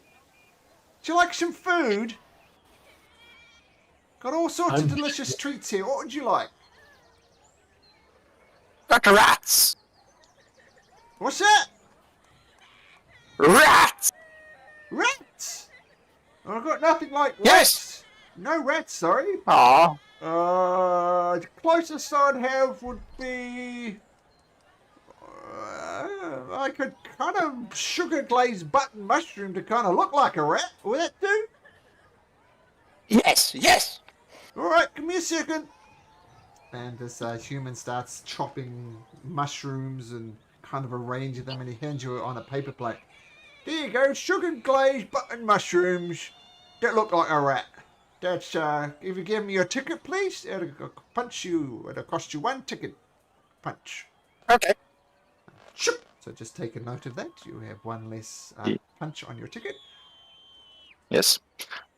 Matilda is going to reach into her bag and drizzle rotten apple pieces over the food and start joyously eating the meal. Well, that's interesting, isn't it? Mine's not to question why. You paid your ticket punch, so enjoy your rat-covered... Oh, I'm not even confused what it is, mate. What about you? What about you, you're the satyr friend? What'd you like? I'm sure you'd like an evening berry wine. That's surely your cup of tea, as it were. I would love some. All right. You hand over me your ticket. Am I getting it back? Well, I just need to punch it, friend. Oh, okay, because I probably will still need it when I'm walking around. But Oh, yes, thank you. Just a punch. I mean, you know what happened with your friend, right? Punched your ticket, gave her a rat treat. Same thing. So punch your ticket. There you go. And here's your evening berry wine. Do you drink the evening berry wine? Yes. It is Windows sweet. question. I know, it's always ominous, isn't it? Do you open the door? Yes. Are you sure? Exactly how do you open the door? The evening berry wine is sweet. It's non-alcoholic. And it's absolutely delicious. As are the sugar glazed button mushrooms covered with whatever you put on those. Everybody has your own deliciousness. And, what about you, my furball friend? What would you like? Got no grass. How about a tree sap lollipop? That seems to be right up your alley. Tree sap lollipop. Astrius holds his ticket in both his hands in front of his chest, right close. Shakes his head and goes, "I don't want a punch taken out of my ticket." Are you sure? How about a candied apple on a stick? That's quite delicious, I hear. You furball things. I mean, not to associate you with cows, but I know some cows who absolutely love these candied apples on stick. Now, don't get me wrong. I'm not saying furballs are cows, but there's some similarities there. How about candied apple on a stick? Just 1 punch. No, thank you. Oh, okay. He just takes out a bland ration out of his pack, bland bread, and goes, "I've got this, thank you." All right. Well, that's fine. And what about... Excuse me, may I ask, is there I mean, I know there's obviously a limit to the number of times the ticket can be punched, but what is it? Is it just 1 or 10 or... It's 10. I'm not sure how the system works. 10. Okay, 10. Thank you. So that's 1 of 10. Yep. Yeah, no problem. Here to help. What about you, my glowing green friend? What would you like?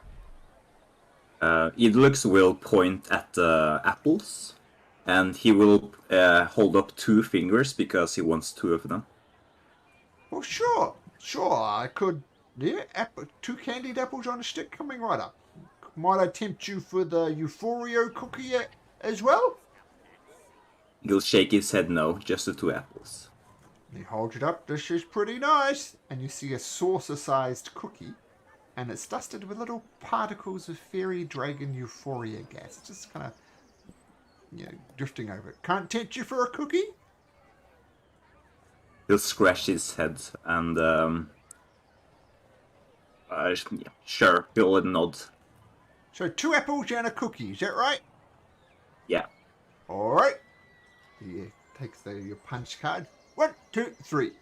And it gives you 2 candied apples on a stick and a Euphoria cookie. He'll hand one of the apple to Astrius and keep one for himself and the cookie. Oh, thank you very much. He takes a bite and he goes, ooh.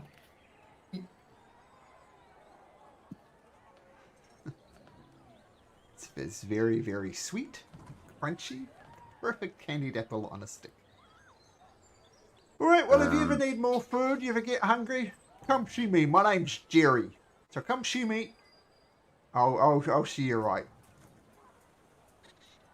Before we leave, I'd like to eat the cookie. Okay, it's an odd experience. It's delicious, and as you take some bites of it, and just as you breathe, a little steam cloud comes out of your mouth, which you assume is some part of the effect of this cookie from the dragon euphoria gas that's on it. Fairy dragon euphoria gas. It's quite an odd experience as you're eating this cookie. Kind of steam just pours out your mouth.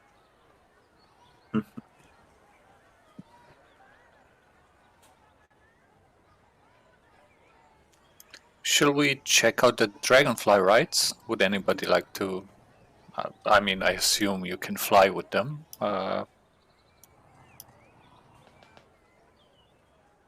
It's right around the corner.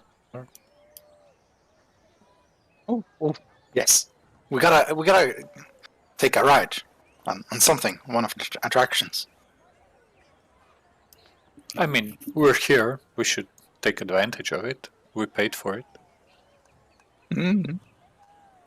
As you wander towards the dragonfly rides,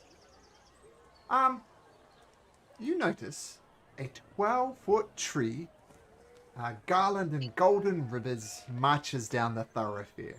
Emerald clouds swirl around the tree and rain down golden spinning sycamore seeds. And fairy goers try and catch these seeds before they hit the ground. As the seeds gently fall, a chatty squirrel scampers along the boughs of the tree, handing dandelions to select passerbys. "Hello, friends," says the tree. "Welcome to the Witchlight Carnival. This is just a little bit of a welcome gift. Would you like a dandelion?" Yes, please. "Oh, all right, man. No problem. I got you, dude. Hey, squirrel friend, give this nice person a dandelion seed, a sycamore seed, a dandelion seed. I think dandelion seed." And this little squirrel scampers down and climbs up your leg and holds out a dandelion seed for you. Thank you very much. This is beautiful. Now, the cool thing about these dandelion... before I give you the secret, man, about what these things are, would any of you other guys like a dandelion seed? They're pretty groovy, man. You can help yourself. Oh, yes, I'll take yes, one, if I may. like one. Of course, of course. And we're given dandelion seeds. So did everybody grab a dandelion seed? Yeah. Yep. This is a welcome gift. As I said, this is just the carnival's gift to you. You know, man. It's pretty groovy. We do this. This is pretty sweet. And I tell you, man, these dandelion seeds, man, you should make a wish and then blow the dandelion seeds into the air. So, I'd suggest you make a wish and blow them into the air, man. It's pretty groovy magic. Who knows, man? Wishes may come true, man. Matilda is going to do that and wish for her and her friends to find Star, the kitten. All right. That's a noble wish. So, Matilda, you wished for the return of Star. Yeah. Right, that's what I like, man. People thinking about themselves. I've heard people wish for treasures, wish for, beauty. You're a little child. I like that, man. You're a groovy dude. Thank you. Or do that. I don't know, man. What does Astraeus wish for? If anything. I'm going to wish to make sure that everyone stays safe whilst here. All of my friends. Everyone stay Those that- safe.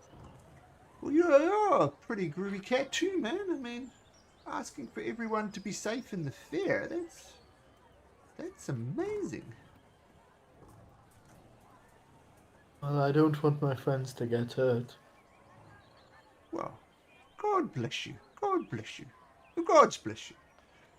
Now, what about you, my rather tall friend? What would you like? Oh, sorry, the glow eagle guy. Are you dragonborn, perhaps? Idlux will nod at the tree and he'll blow a wish, but he won't tell it to anyone. Oh, okay. Keeping secrets, no problem. Okay. Well, I don't know what you wished for. The GM does, just assuming that I saw what you did. So, well, I can respect that. Wishes can come true, man of you. Look, man, believe in yourself, all right? And the tree puts a gnarled branch on his shoulder. You just believe in yourself, right, man? That's how you get by in life. Belief, one with nature, and just be groovy, man. All right. Tell me, where are you from, friend? He says, looking at Idolux. Idlux will pull out his book and he'll start writing with his finger. And he'll write that he's coming from the clan named. Got to look through my notes. What did I call it? It's called the Calathan. Oh, tell me more. I love to hear stories, man. Tell me everything.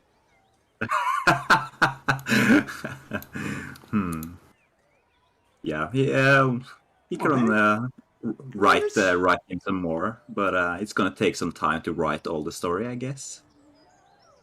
Tell you what. Finish your story, man. I'd absolutely love to hear it. You'll find me. Actually, I just come from the Dragonfly rides. I gotta dispense some of these things first. And while he's saying, it kind of shakes himself up, and these little sycamore steeds start flying down. Sycamore seeds are kind of like little helicopters, and they float down, and children try and grab them. So I gotta do my rounds, man. But you come back a little bit. You'll find me at the Dragonfly rides, okay, dude? And I'm just dying to hear your story, man. And I just know it's going to be a joyful story. Man, just look at the world around us, man. It's just amazing. It's just so great to live in this world. Hey, everybody! This guy here, he says, pointing right at you, this magnificent dude has got a story he's going to tell us. Everybody, come over to the Dragonfly rides in about an hour or so. Fantastic. And these people, let me tell you, they're just absolutely groovy dudes. This person here is looking for just to be clear, is that child yours? No, it's my friends. This person here wished for a child to be returned, not even his own child. Great person. And this person here, putting it as stress, just wants everybody to be safe. Isn't that fantastic? What's your name, friend? Looking at Astraeus. Astraeus. This is Astraeus, everybody. Be sure to come up and shake his hand. And your name, little girl? Ace puts his hood up at that point and lowers his head. Oh, don't be shy. Life is full of joy. Throw your hood back and see the magnificent of the carnival. Oh, thank you. What's your name, Goblin Girl? The name's Matilda. Matilda Catsclaw. Matilda. And she's going to say the little. The name's Matilda. You best remember. If not, I'll put you in a blender. Catsclaw's my second name. It really is my claim to fame. And This is going to she's little a twirl and. poet. Ta-da! Magnificent. And this person, what's your name, friend? He says, looking at Idolux. Yeah, he'll write in his book what his name is and show it to the tree. Is it a talking tree? Yeah, it's a talking tree. It's like a tree. Okay. Huh. I see. And this person here It's pronounced. is pronounced what? It's pronounced Idolux. Idolux. This is Idolux. In case you were wondering. Yeah, the spelling's a bit confusing. Idolux wishes to keep the wish for a secret.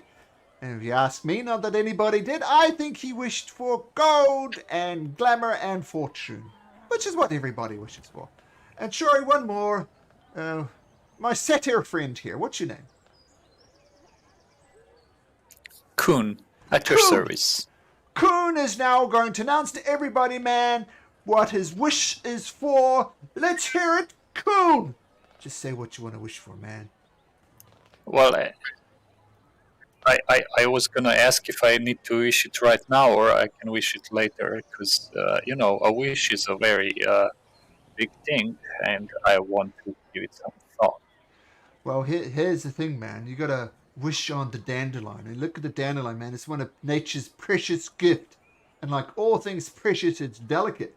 So if you're gonna stick it in your dirty pocket or something like that, man, it's gonna lose its nature. It's gonna lose its glamour. It's gonna end up just crushed and smelly. But you could write it down in secret. I promise I won't tell anyone. Oh, it's probably nothing like that. Okay.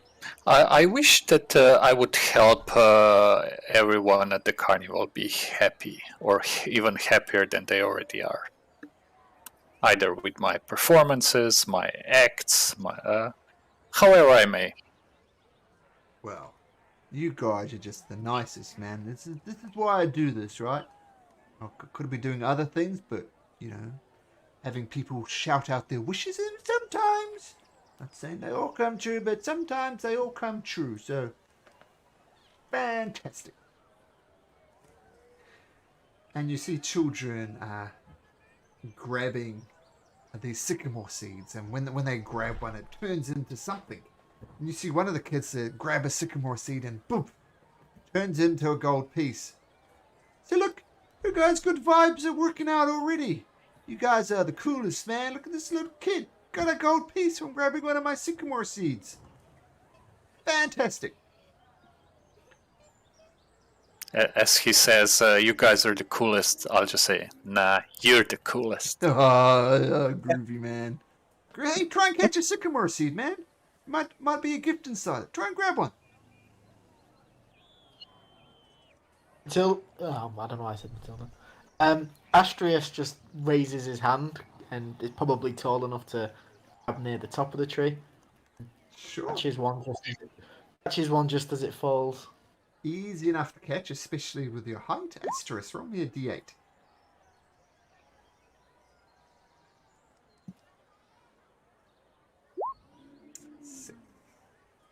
So you reach up for the grab one that's just fallen off the tree, you grab it in your pure-bulk hands, and the sycamore seed, poof, turns into a gold piece.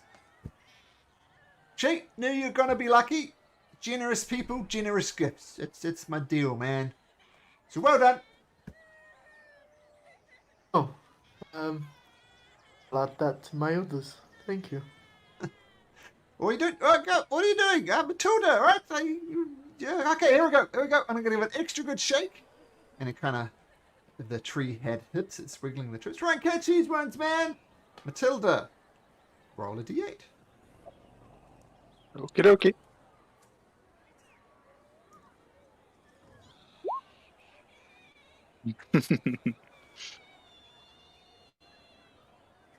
Okay, I'm just going to whisper something to you, Matilda, and I'll do it in Discord actually.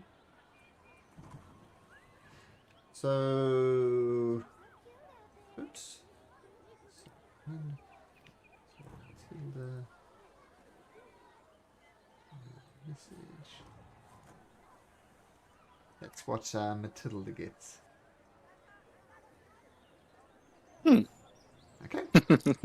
Oh, bit of luck next time, Miss. It's just a simple sycamore seed, but it's the gift of life. Nature is wonderful. Maybe it'll bring you good luck. We'll see. Idyllics. Yep. Roll me a d8. 6. You reach up and grab it, and poof, turns into a gold piece. You guys are so lucky. Sorry, little golden friend, but not everybody gets a gold piece. But there you go, Dragonborn. Help yourself. Now, what about you? And my satyr friend, Coon, I believe you said. Would you like to Sure. Go and grab one? Do it. Once again, easy enough to grab one. Sure.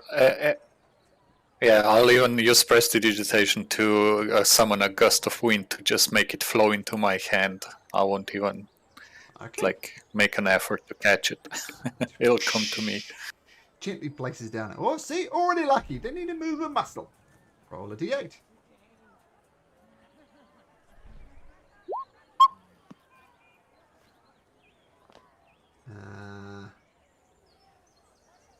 Okay.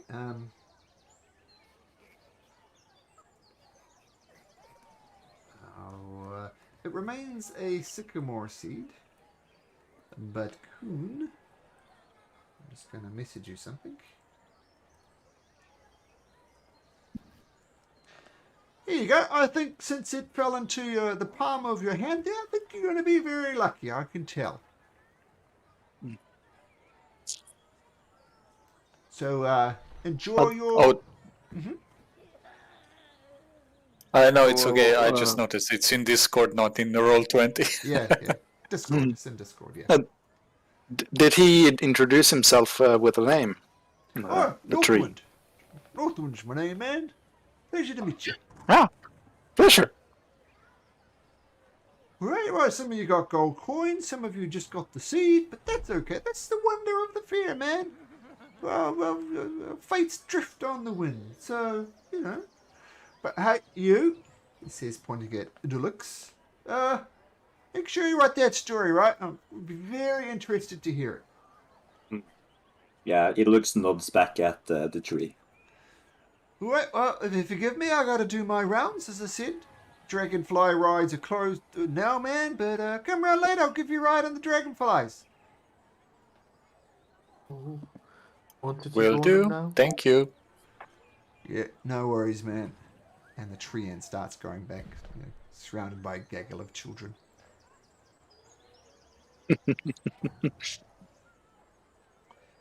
Right, so the Dragonfly roads are temporarily closed down, so you can't go there because that's the stand that Northwind opens. So what would you like to do as yet, unnamed adventurers? The displacer beast said something about the carousel. Oh yeah. He said, Yeah, it's next on the map. that's where Star used to always go.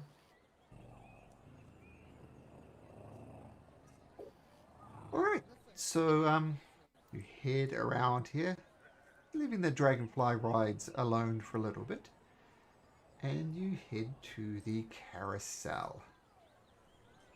Now, a procession of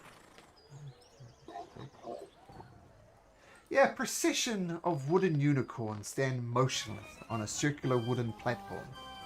Fairgoers clamber onto the unicorn backs, and a female centaur gets the ride in motion. The unicorns shake their mane, creak to life, and canter around the carousel to the delight of the riders.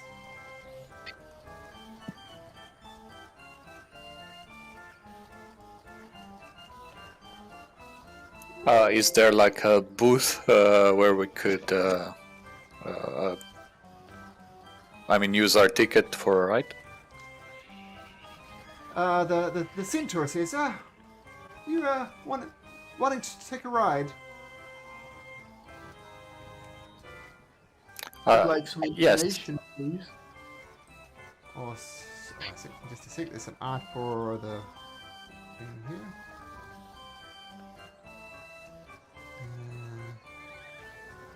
Oops.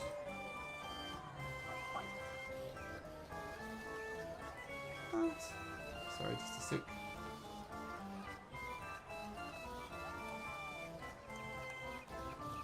There we go. This is the creature that's talking to you. Of course. Well, you want some information? I think you said. Yes. Have you seen a small displacer beast named Star? Oh, poor Star. Yeah, I haven't seen Star for a good year. So sad. I wish I could help you, friend, but I haven't seen Star for a long time. It's quite sad. Did you see who Star was with? Well, there's two people I saw her hanging around with. There was this weird creature. Weird creature with she's came across as a little girl, a pig face. Saw her, and she was also with this little. I don't know what it was. It was kind of green, spindly. Man, could move quickest I've ever seen. I was all pinching stuff actually, but before I could catch it, man, it dashed away super quick. So, I don't know if that's helpful, but yeah. So, is that what you're doing here? You're looking for stars? Is that your deal? Yes. Yes, but we'd also like to ride the carousel. Oh, so you're just here to check out the place. Oh, I understand that. Tell me, there's... Actually, I think I... And she starts coughing. And you notice some nasty brown sticky stuff, almost like tree step, comes out of her mouth. It's, sorry. Excuse me. Most embarrassed. Celeste is going to giggle. Yeah, sorry. Are you okay? Are you sick? Yeah, I'm just, there's some things I'm not supposed to talk about, and whenever I think about maybe talking to them, it goes well. Yeah, to be honest, things just are a little off art here at the carousel, and the fear as a whole. I don't know. I keep on trying to talk to the unicorns, because of course they're magical unicorns, and they have something they want to tell me, but I can't quite work out what they want to tell me. Yeah, maybe. It was made of wood. But when no one's riding them they're made of wood. But when they get on and they come to life, they neigh, they whinny, they jump around, they giggle and talk with the children, but they won't talk to me. Maybe. Maybe a child needs to. Maybe. Tell you what I'll do. I'll give you a free ride on the carousel. If you could work out what the unicorns are trying to tell me, that I don't know. What do you think?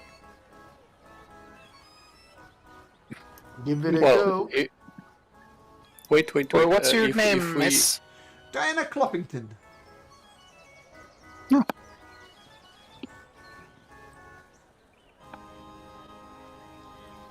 If we can't manage to figure out why they won't talk to you, is it still a free ride or do we have to pay then? Make a persuasion check.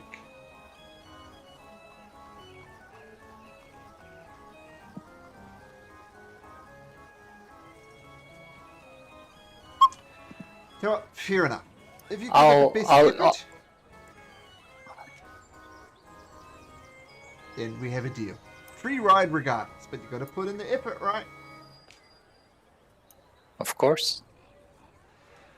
Okay, and Diana Cloppington goes and says, "Okay, ride's over. Everybody, get off." And all the children scramble off with parents lugging behind them as they dash away to another fairground fairground ride. "I'm sorry, the thing is closed for repairs." And she puts a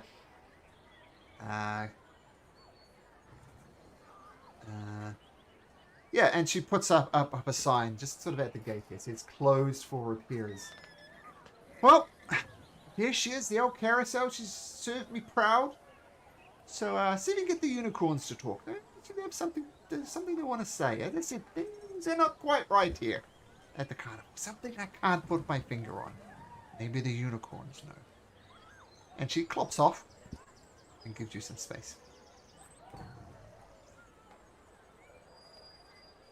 Who was it that made a deal with Diana for this? Astreus or Deluxe? You? Me? No, I just got us a free ride regardless of the result. Anyway, I guess we. I'll give Matilda. Matilda. Sorry, what was that? I'm just saying, yeah, it looks hasn't spoken to anyone. He's just still writing in his book for the story. Yeah. Okay. Okay. I will give Matilda inspiration before she gets on the unicorns. Okay. You I guess got we this, could all. Matilda. Okay. I'm not good at talking. Perhaps we could all cooperate. Sure, we'll try. Okay. And I guess we get on the unicorns. Okay, there's 8 wooden unicorns in all. The first unicorns, one has the name Fortune on it, and the other name tag is just a B. Fortune and the letter B. Like, you assume there was some type of name on there at one point, but now it just says Fortune and the letter B.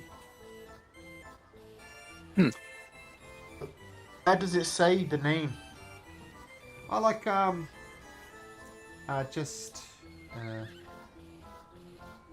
it's like a name tag hanging around its neck, and you notice all the name tags are written in gold paint, and you see a little bottle of gold paint with a brush by the side there. I touch the name tag and cast Mending. Oh, you cast the name tag and you cast Mending. The things flicker for a little bit, but then it fades away. Seemingly Mending doesn't seem to work to whatever this B is. I think his name Do the other is... 6 Yep. do the other 6 unicorns also have a name? Yep. There's one is called Fall, and the one next to it is just a PR, and then nothing. So star means it's just blank. And the next one, this unicorn name is Stone, and then M with a whole lot of missing letters you don't know. Oops. And the fourth unicorn pair, his name is Stitch.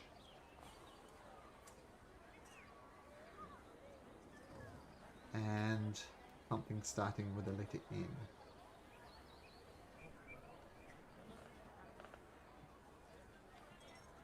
N. Okay. Before the carousel starts turning, is Diana still in earshot? Yeah. Yeah, she's just keeping people out of the stall over here. So, sorry, rides carousel's closed for repairs. Come back later. Can we just? Mhm. Can I just yell to her?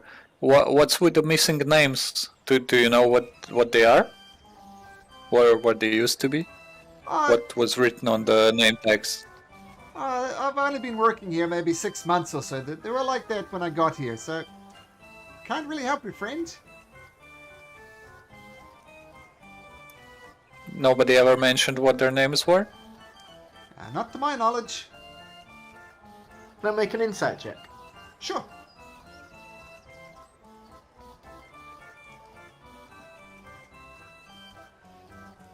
It seems to Astraeus is here anyway. If she's telling the truth, she doesn't know. She doesn't know what the horses' names are. And yeah, she's been working here. She started I'm working just here wondering- after the carousel opened. I'm just wondering if she's only been here 6 months. How does she know Star? Sorry, that's I'm gonna change it. Backtrack it, saying she's been here about a year. So she was Okay. working here while she was while Star was witnessing. So a red hearing there, but she's been working here a year. I don't know, maybe she's just tied up with Star's thing, but I'm telling you, 6 months is just a dear mistake. Always.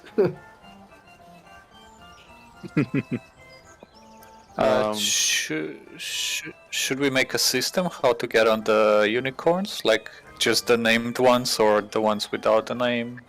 Or maybe in pairs? It kind of looks like a puzzle. Maybe the named unicorn could tell us the name of the one beside him. That sounds like a good idea. You'll Yeah. ride on ones with names. Okay, so I'll assume that everybody, unless you tell me otherwise, you all jump on to Fortune, Fall, Stone, and Stitch. And one of you quickly has to go and start the carousel and quickly scamper onto your unicorn. And it goes around and around. The wooden unicorns come to life and say, welcome! Enjoy this ride on the carousel. It is an absolute delight to meet you. My name's Fortune. What's your name? My name's Matilda. Have you seen Little Kitten? Oh, I've seen many little kittens. Kittens are the delight of the world.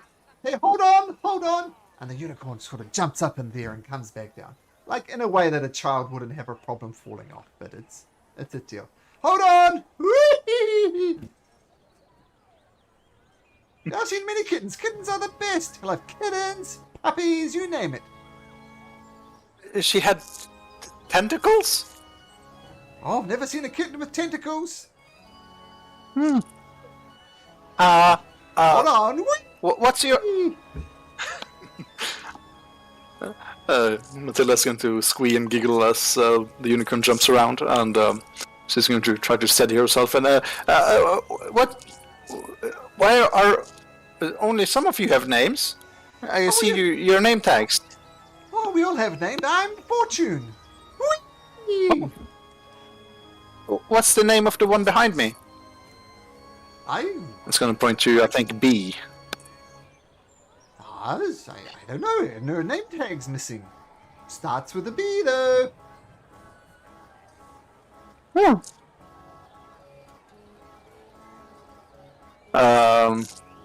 What did Diana want us to find out? What was... Oh, yeah. What was... Why were they ignoring her, wasn't it? Yeah, the unicorns had something to share. Something was slightly off about the carnival. And she thought maybe the unicorns could share something. Matilda's going to ask the unicorn if they've noticed anything strange going on lately. Oh, indeed we have. I have many secrets to share. No, could you share one? Do you want me to share one first? No, that won't be necessary, but I would really like to know my friend's name. If you tell me my friend's name, then magical secret shall be yours. Matilda's going to introduce herself with her little rhyme that she's practiced a lot. So yeah. Well, let's hear it. Oh, okay. That's great. I'll do it again. The name is Matilda. You best remember. If not, I'll put you in a blender. Cat's Claw's my second name. It really is my claim to fame.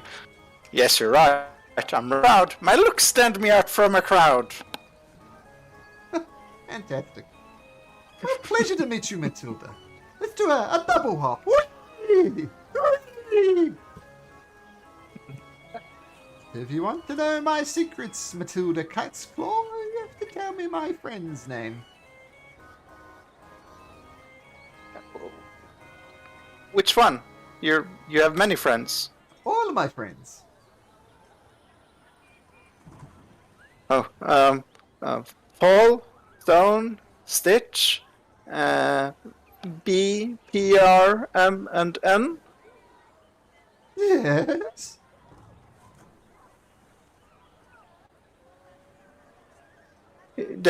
And you, Fortune. Yes. There's more? Oh, no. Look, let me be clear. And you see the other unicorn peeled up with Fortune has the letter B with the rest of the writing not readable. Oh, her name's not B, but her name starts with a B. I am Fortune, and this is my friend. Starts with a B. And the unicorns, the other unicorn starts saying the same type of thing. Let's see if there's any correlation between the naming. Let's see, there's Fortune, Fall, Stone, and Stitch. Do your names rhyme? No.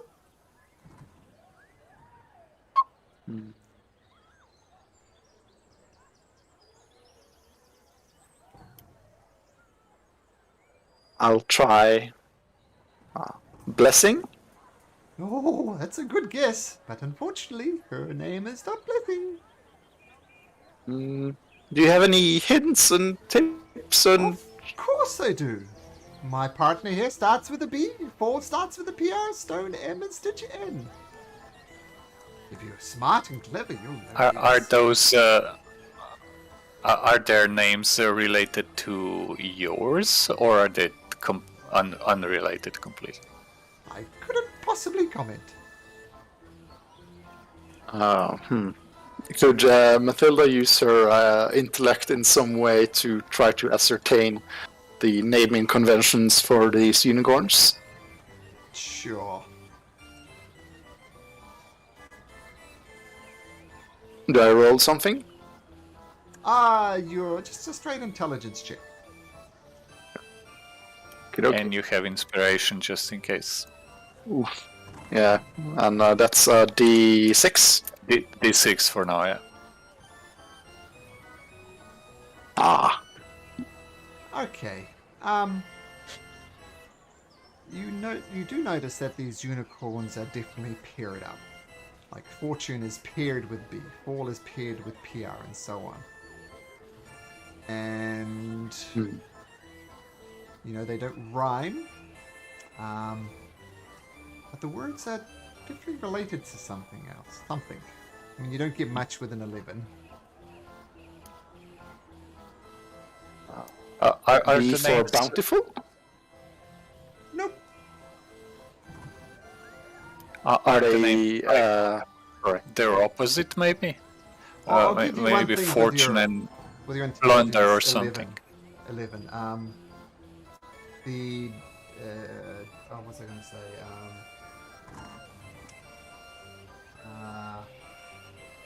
No. Can't explain that without giving away the clue. So, nope. Oh, bountiful. A good guess. Okay. Can anybody try the intelligence check? Sure. Everybody make an intelligence check. V1. No, that's 2 words. One more. Who are we missing? I'll use the D8 that I got Sure. from the Sure. tree. So 12, 13, 9.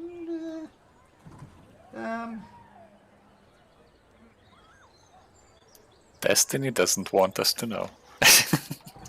Seems not.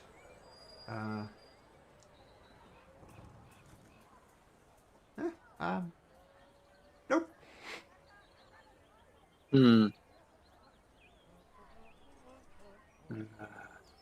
Bad luck.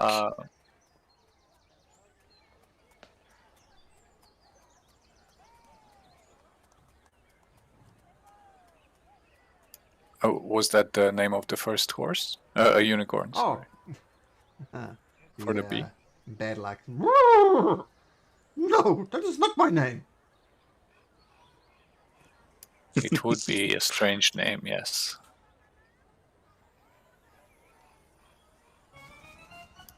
What if the one with the M is called Misfortune? And they're not really paired up. Oh, my name is not Misfortune. I'm a lucky horse. Lucky unicorn. Okay. My apologies.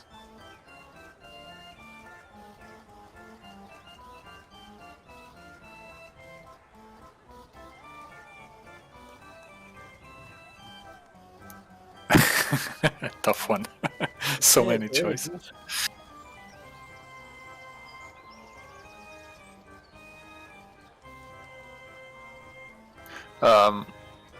Are they all different color, or are they the same color?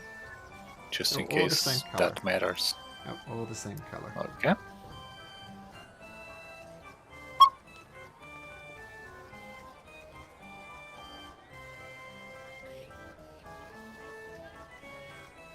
I think we asked.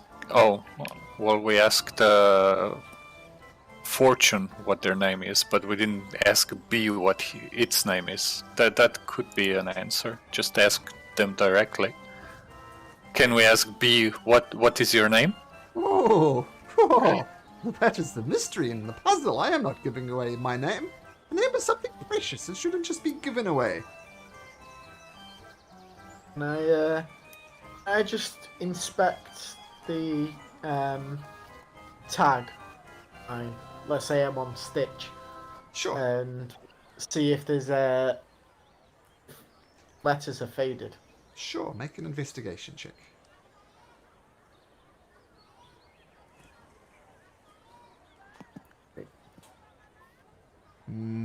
Yeah, the letters are well faded on Stitch's friend. It was Stitch, wasn't it? Yeah. Well, Yeah. so if I'm on Stitch, the one next to it. So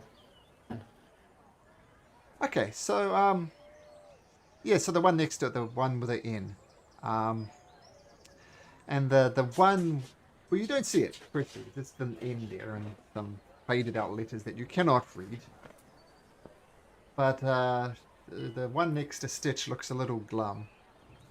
And Stitch is, oh, please save my friend. Please save them. They're a little bit sad, so please save them. I would like to, but to save them, I think I need to learn their name. Now, why are they sad? I don't know. They're just a little glum. Something's not quite right at the carnival. But if you could save my friend and others, then things would light up a little bit. And as I said, we have some secrets to tell you.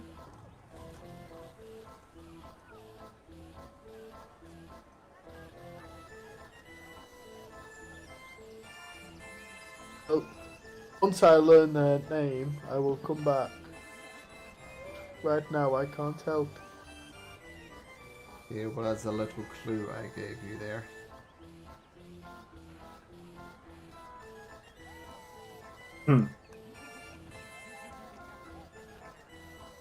save them. That's what Writer, that's what right? the fourth one said. That should save my friend.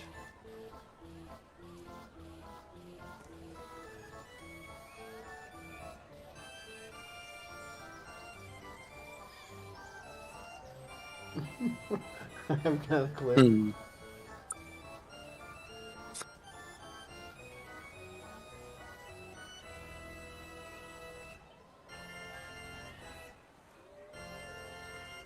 And Right. these letters are all the first letters of the word, not Yep. not like somewhere in between. Yep, first letter. Can I just ask N and go, Uh-huh. what is wrong? Just the vibe of this carousel, man. It's not good. Man, I'm usually the most happiest of unicorns, but yeah, things are just a bit glum. So I don't know if you could help. I need saving, so just do your best. Well, I would like to help. I don't know how. You just need to give me my name. Tell me what my name is. Is your name Is it? No? Is it what, sorry? No? N-O? No! Your name is No. Why would No need saving? That's ridiculous. Nobody. Hmm. Nobody needs saving. Would the last unicorn's name be Needle? Does you need a needle to stitch? No! No, Why would a okay. needle need saving? No! Hmm. Oh, right, Is exactly. the name of Mary? Mary! Mary! No!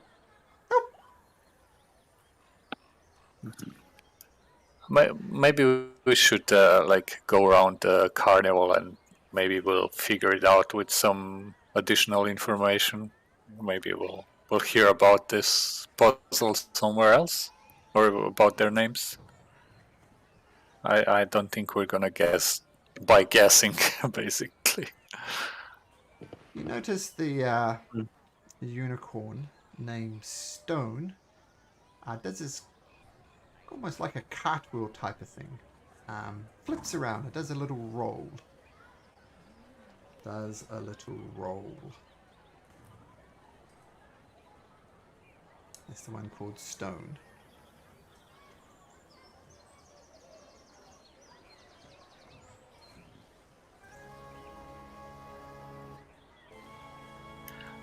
Well, if we're gonna be riding these unicorns for any longer, most of them will get new colors because I'm getting sick. We'll say that the ride stops. Yeah. Okay. And Kun gets off and just wonders what the other unicorns' names are. No idea. Fortune says, "Oh, this is my friend What? B. He's my favorite. My friend B is my favorite." Wait, there's a saying. Fortune favors the bold? Is it bold?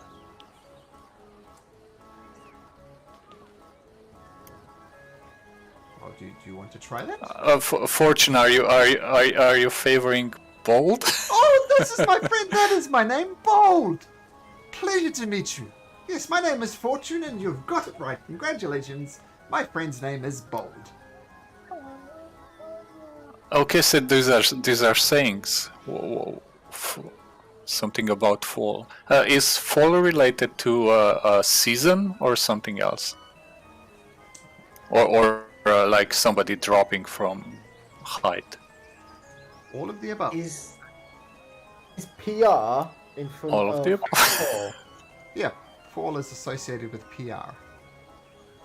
Is PR in front of fall? Yes. Pride.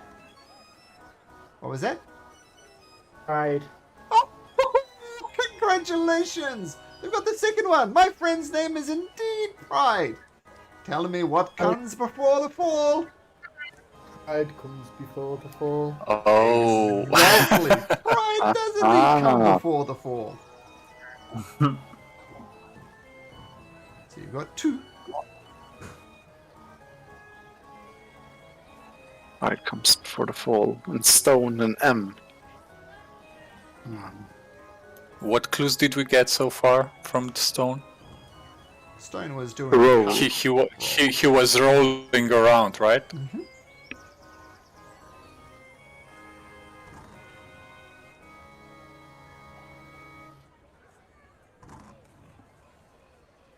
Like a rolling stone. Where Like was the the N word song? there? Yes.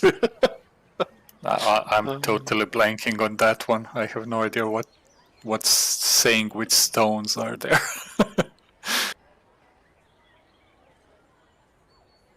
I heard a story about a man doomed to push a stone that's up a hill and then it falls down and it pushes it up again. Is that something like that?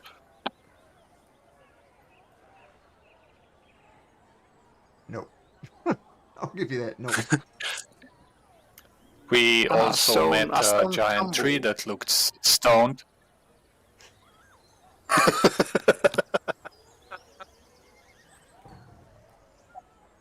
What did he give us? Dandelions and something Sycamore with S, so seeds. that's not M.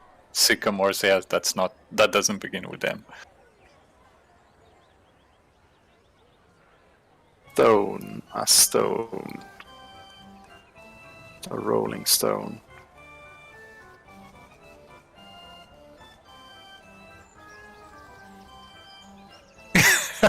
Now we got to half and we got stuck.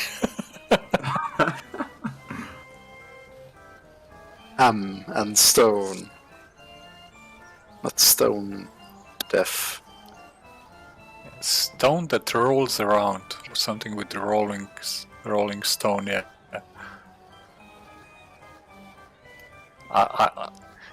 This is when you give Europeans American sayings to guess. I know. Yeah. I was gonna say that like 3 of you, the English is not your first language, so I think trickier than most for you guys, which is understandable, of course. It's on me. Glass. Yeah, it's on you, buddy. It's on you, Connor. Glass. Fuck.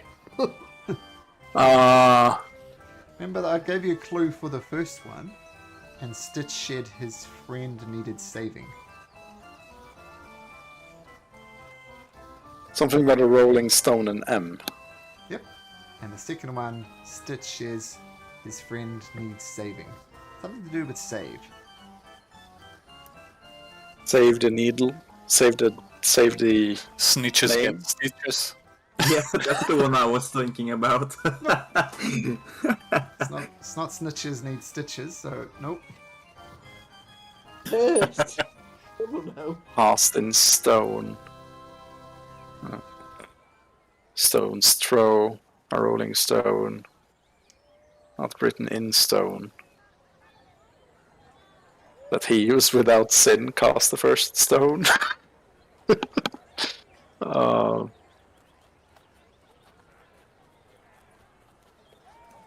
Okay, since I understand this is a bit harder because English, this actually says in here, if English is not their first language, then it's going to be a bit trickier. I'll give you the first 3 words of the stone saying.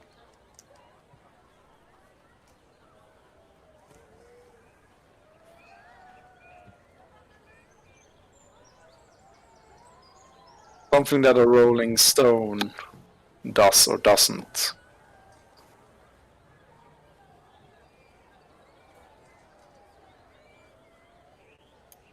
What are the words to the song Like a Rolling Stone? I doubt they have it at the carnival, but One more clue. This is the last clue I'll give you. The next word in the saying starts with a G. A rolling stone.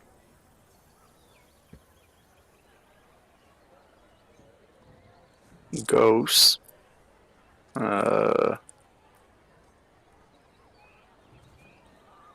Gets. Oh. Grinds. No clue.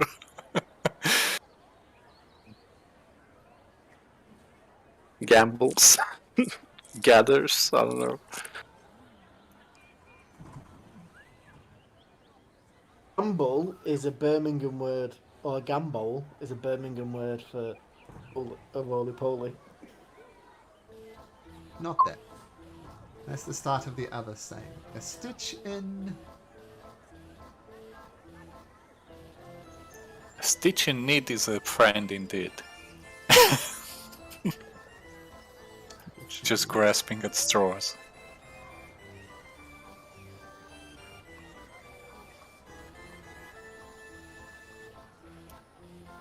We're gonna be here for another half an hour. We could just go across the street to the orchard.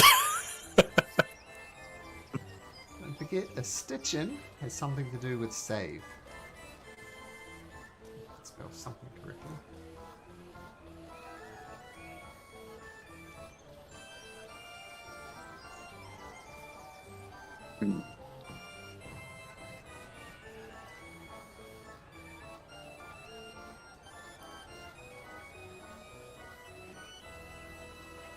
I'm out of ideas, I don't know. And I don't want to give you the answers. It would be obviously. so easy to Google it, but I don't want to. No, Yeah. no. You do not have access to Google. Yeah. Wizard Google. Can I What stray about stars DuckDuckGo? from the clues? Can you what, Connor? Strayus look at the stars for any clues. Sure. Let me see.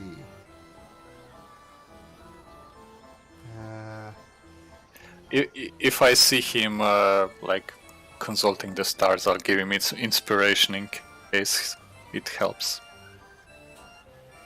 Okay. Inspiration does come. So this thing moves just a little bit for me. Can I give him guidance? If you like. Here we'll give you some other ones. Okay. So the horses change your names. Hello, my name's Practice. This is my friend P. Starts with a P. Practice and P.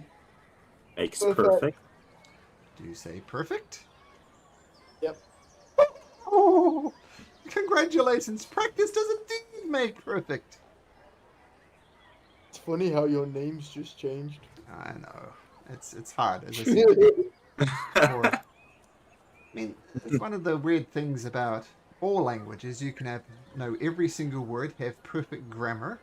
Then if someone says something like, I'll be there with bells on, you can completely and utterly understand every word in the sentence, but do not know what they mean.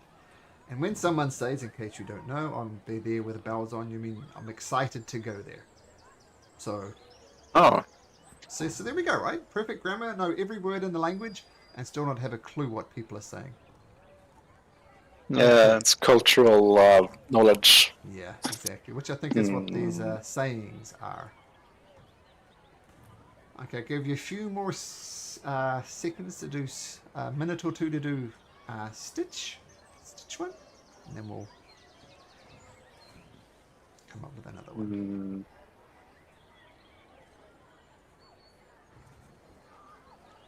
Need saving.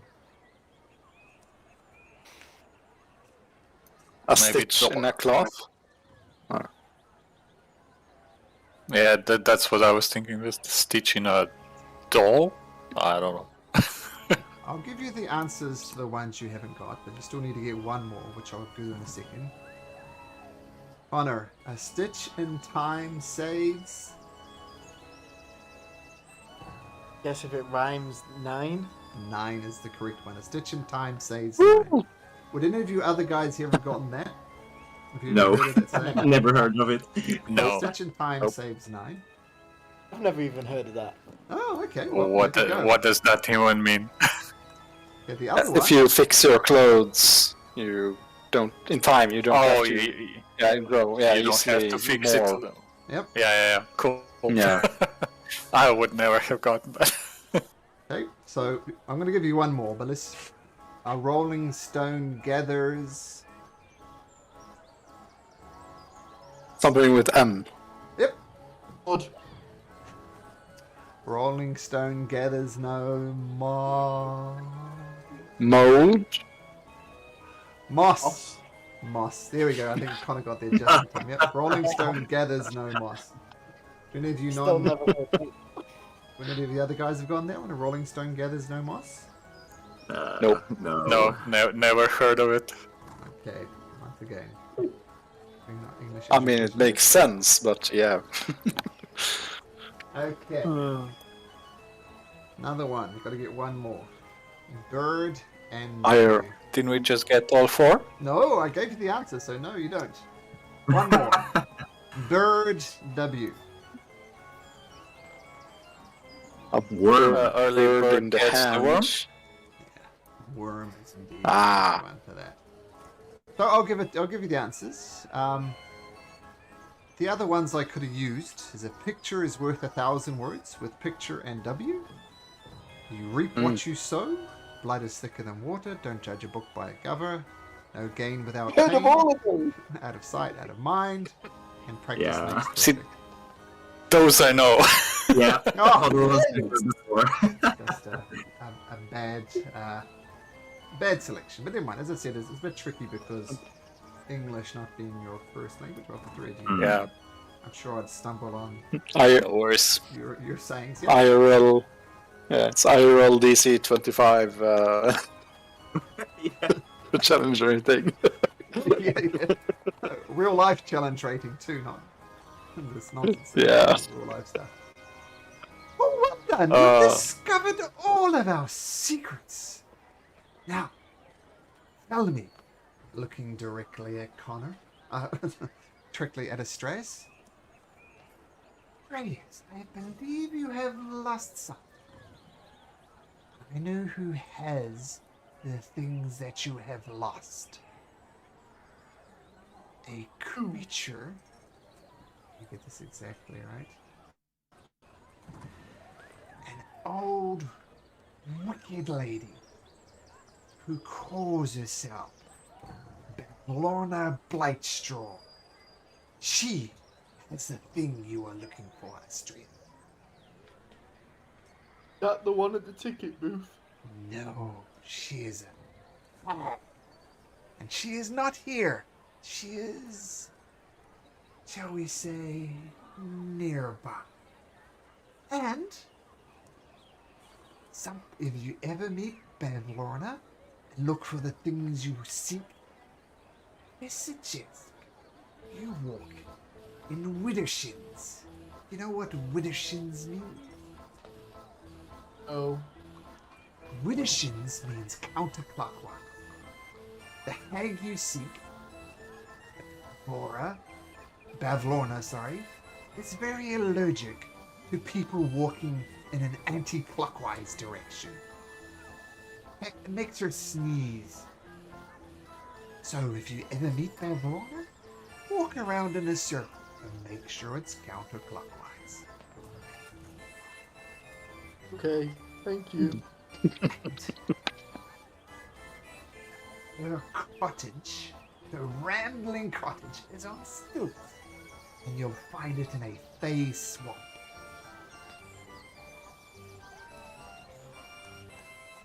Okay. A face Why does swamp. she have our? Why does she have our things? Or But everything at the carnival comes with a price.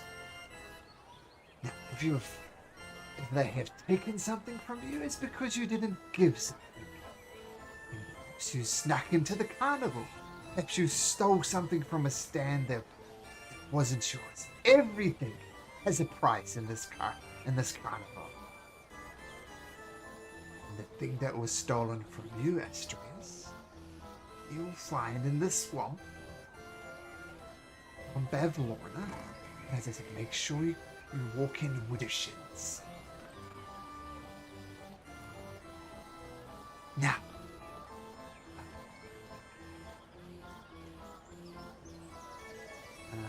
sorry, it's my note says their own name on it. I'll just change it.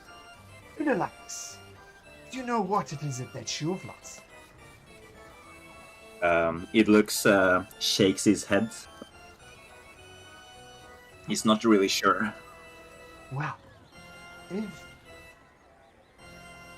there, let's make sure. There's someone with Scabatha Nightshade. This is what you're looking for. Scabatha Nightshade. Hmm. And you'll find Scabatha's.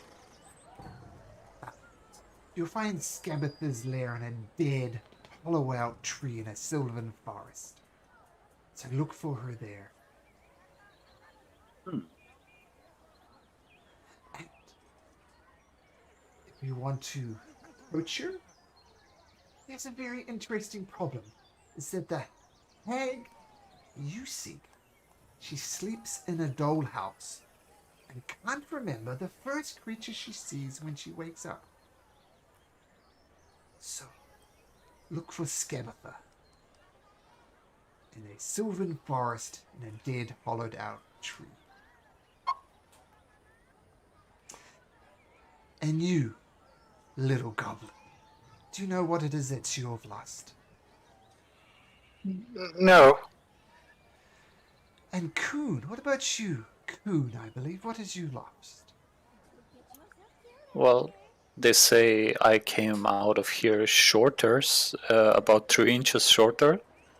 I'm guessing that's what I lost. I think you're correct. That is exactly the type of thing that a hag would steal from someone. So both Coon and Matilda, you are looking for the same person. You're looking for Edelyn Moongrave. Edelyn Moongrave. And Edelyn Moongrave, she sleeps. Her lair is a mountaintop theater. So look for Edelyn in a mountaintop theater.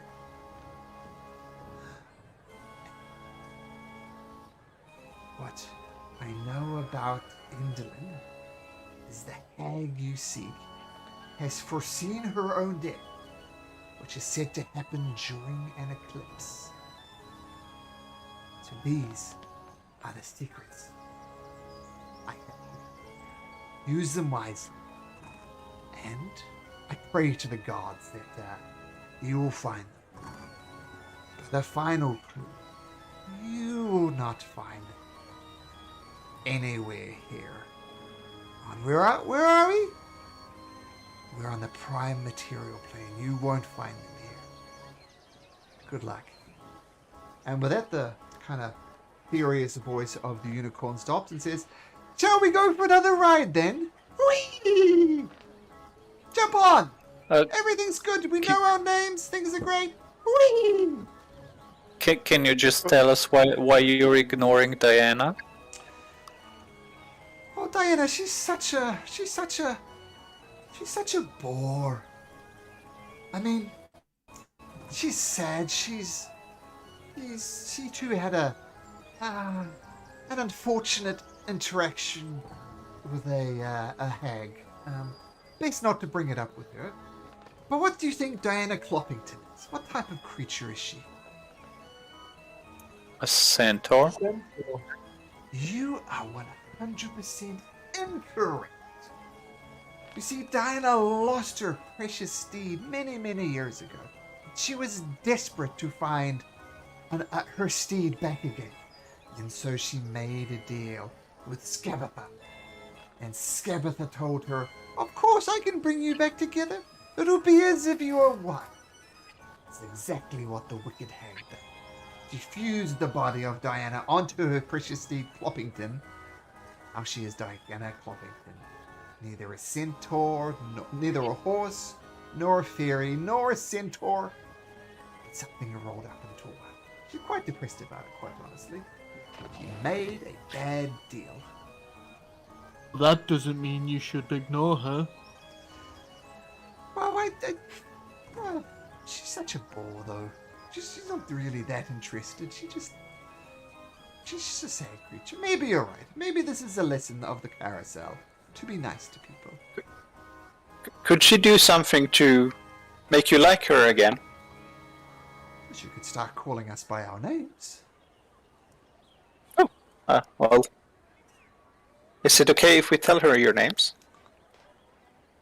Make a persuasion check. Okay. Can I assist him? Sure. Okay.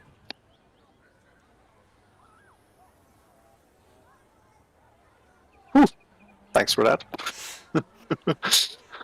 Oh, if it'll bring her out of her morose nature, that's fine. Yeah, tell her everything. We'll lighten the mood of this fear of it. It'll be good. Then we'll be happy.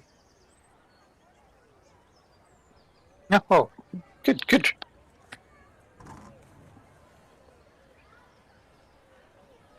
Okay, well, I see a big lineup of kids who are desperate for rides, so maybe it's best you go on your way.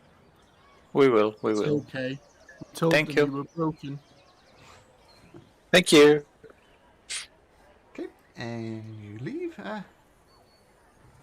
Diana says, "Oh, hi. Did you work out what was happening? What the messages were?" So, quite depressing, really.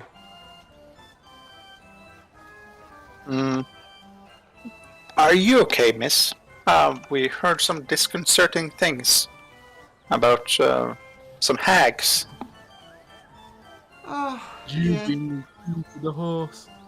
Yeah, this is my horse. I mean, I'm not a centaur. I know I look like one. But this is my horse, Cloppington. Yeah, I made a deal with a hag to try and be reunited with my horse, was the next word I said. And she said, of course I can reunite you with your horse. And reunited we were. As you see, the half of me is Cloppington, and the top of me is me. A bad deal. But I got what I want. I was reunited with Cloppington, but not in a way I like. How did you find this hag? Well, this was many moons ago when I lived as a fairy in the Feywild. And I found her in the Feywild. And then I went up to and and she starts coughing and ruffing around, and mushrooms start to blister all over her body, like mushrooms popping up, pop, pop, pop, pop, pop, pop.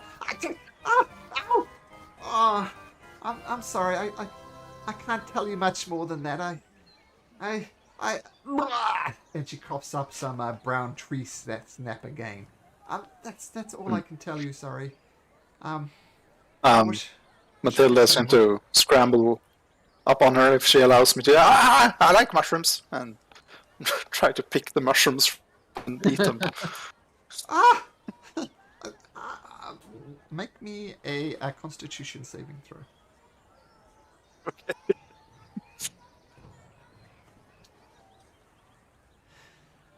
You start plucking off mushrooms. You know were probably placed there from a curse from a hag, and you're plucking them off a horse. They don't taste good, and you start throwing up as well. Not brown sap, but you're violently ill, and you're under the poison condition. Okay. I wouldn't.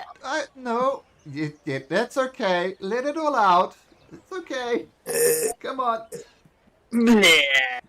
What did Better Matilda out eat? than in. What did Matilda eat? A candied apple or? Candied mushroom thing, and also with some rotten apple on it as well. So Yes, so there we go. Mushrooms of all shapes and sizes. Projectile vomiting out of Matilda, and Diana Clodden says, "Oh, it's okay. sorry, just You don't. My mother told me to eat mushrooms. It's good for you. Well, mushrooms are A, good for you, and B, highly toxic, and C, quite deadly. You just got the toxic one, so be thankful. These mushrooms will fade after a while. Don't worry about it. But, yep, it's okay.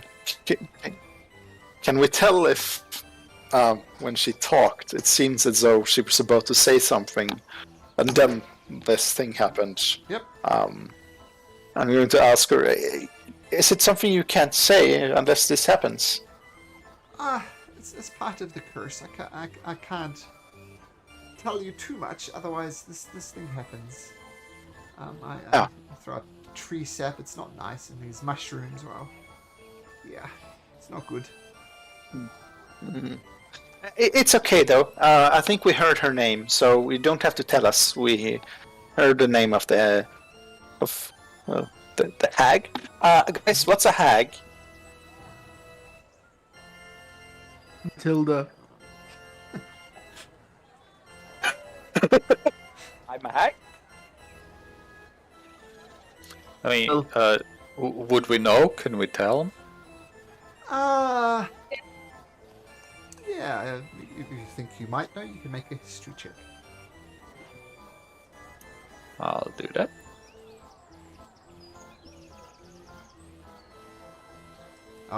Coon. Ooh. Do you know, Greg, what a hag is?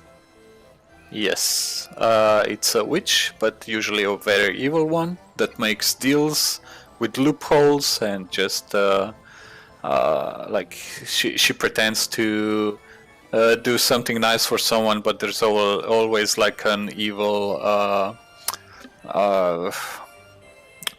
what's the word? Not background, a motive. There's like an inferior motive behind it, and she will use you for all you're worth.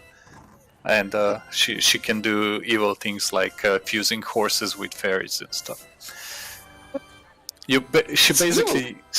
basically sticks to the deal, but in a as evil way as possible. Oh.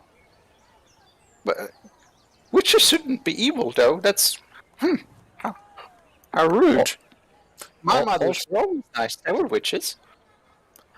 Yeah, these are not all witches are evil, obviously, but these are. And since three hags were mentioned, hags are most powerful when they're in trees, in groups of three. Whenever they're, it's called a coven. And whenever you're facing a coven, they have special abilities as long as all three of them live. So maybe if you ever need to actually fight them, it's smart to get rid of one of them quickly, so they lose their special abilities. Okay. Yep, good summary. Also, they can shape change. So you could be talking to a beautiful woman, but she would be a hag underneath. The true form of a hag is usually monstrous, because they love ugly things, and the uglier they are, the more they think they're beautiful. It's just the opposite of us. Huh. And of course, Diana Cloppington is a classic case of a hag twisting the words, like she was reunited with her horse. No one can deny that. Obviously not what she wanted, but that's what she got. She said she was a fairy before. Mm-hmm. So are her wings real? Her wings are real. Ooh. Tilla's going to just touch them and say, "Oh, they're pretty."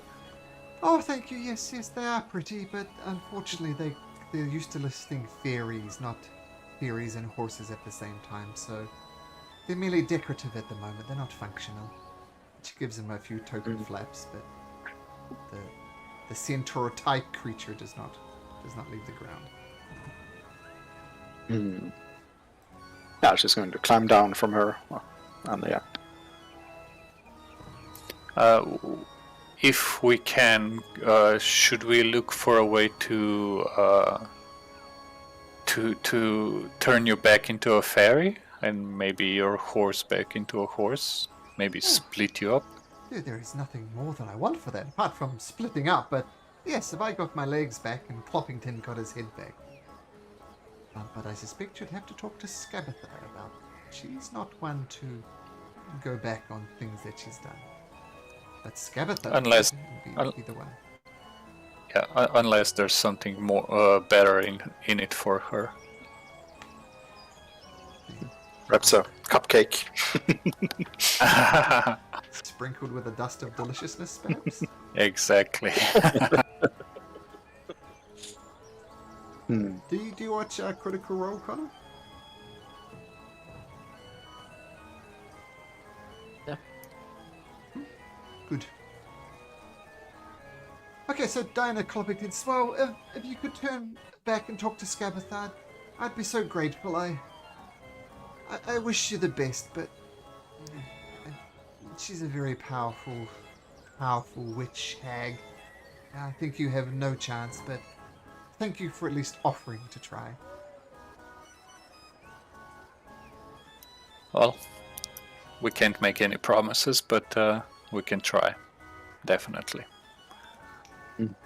Well, have a nice day. By the way, the unicorns are dissatisfied with you because they think you're, quote marks, quite a bore, and that you can't remember their names. So just lean down and whisper them to you, and she'll whisper the names of all the unicorns. Oh, thank you. I was always wondering what their name was, and thank you. Things... Yeah, okay, well, I feel a bit better. I can talk to the unicorns. They're not going to ignore me so much. The slightest glimmer of hope that one day I will be me, Diana, and Cloppington will be Cloppington, but... we'll see.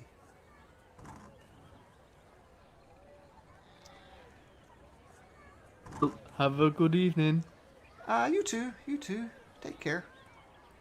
As you leave the carousel, Diane Cloppington seems a bit happier. The unicorns are great with their names. She gets a little bit of gold paint and writes the actual names on their name tags. And if you notice up here, time moves forward yet again. And with the carousel opening better, Diane Cloppington gets a bit happier. The mood of the fair increases a little bit. Things get a little bit more jovial, a bit more upbeat. Things are just a bit better now. The music coming out of the monkey grinding things, everything's just a little bit more joyful. Music will start up in just a few seconds as I wait for sirens. And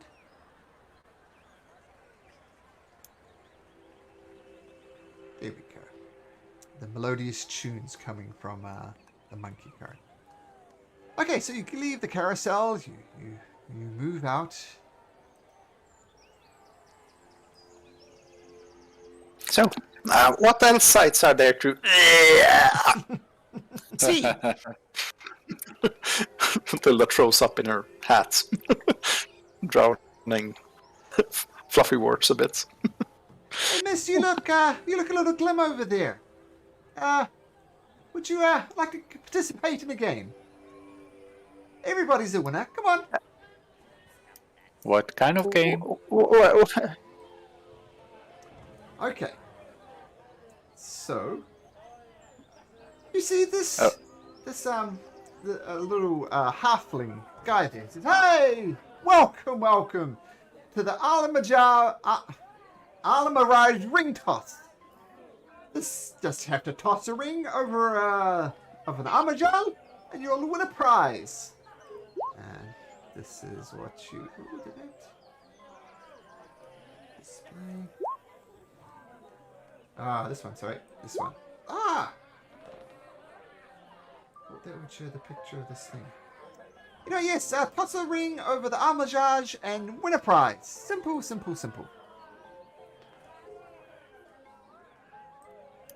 Is anyone good with tossing what is it? Rings.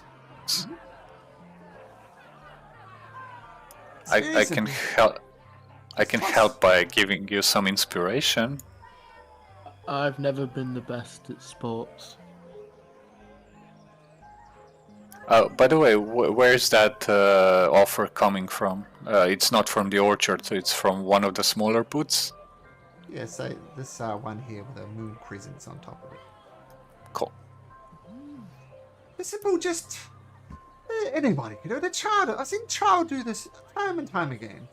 For the cost of just one ticket, you can toss your rings over the cute little unicorn buddy. 3 tries, and if you get 2 or 3 over, you win a prize. A child could do this. And this costs like 1 punch in the cart, or 1 punch for 3 rings. what's the price? Yeah, I'll try it. Sure. Okay, so this halfling clicks your ticket, so take off 1 more of your tickets. And, okay, let's get this game going.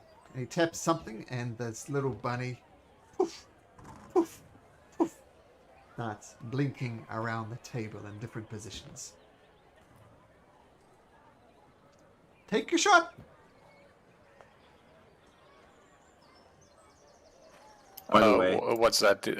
Dexterity or Dexterity. attack or what? Dexterity check. Pure dexterity or Pure- acrobatics? Pure dexterity. by the way, is the rabbits real or is it just statues? It's wooden. Ooh, Okay. So, nice. So you throw out your first ring, and it starts clattering around the horn. It looks like it might fall off. You feeling inspired at all? Rattles around. Can I Okay. give guidance? Okay, I can't give guidance. I thought someone gave you bardic inspiration, Kuhn. I don't think I can inspire myself. I just offered it to others. Okay, so the ring, the first one, goes round and round and round, and it's about to fall down when the wooden armorage blinks out of existence and it clatters to the ground. But your next 2, boomf, boomf, land perfect on there. And the halflings, congratulations! A prize is yours! Roll me a d8. 4.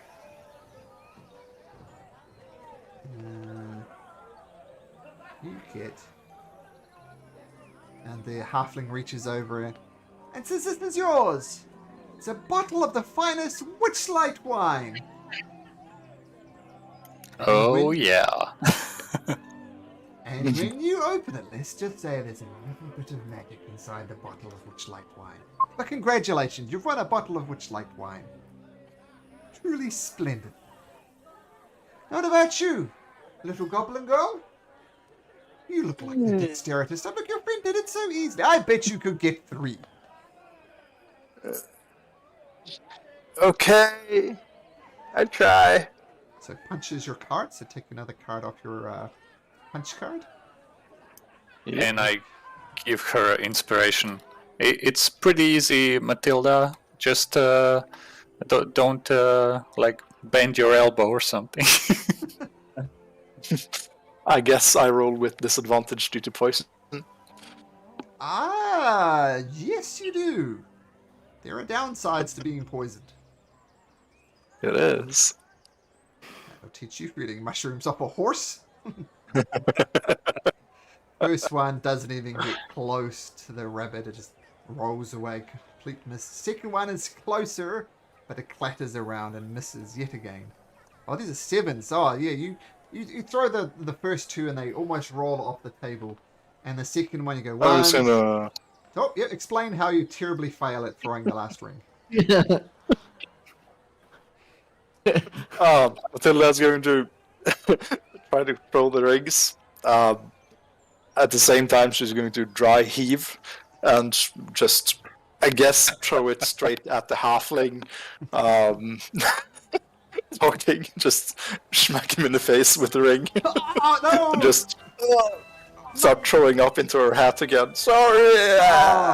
It's okay. Too much candy, perhaps. Just give me a sec. I gotta clean up a little bit. He scrubs the vomit that lasted and it gives all the rings a little shine. I'll use prestidigitation to clean everything up.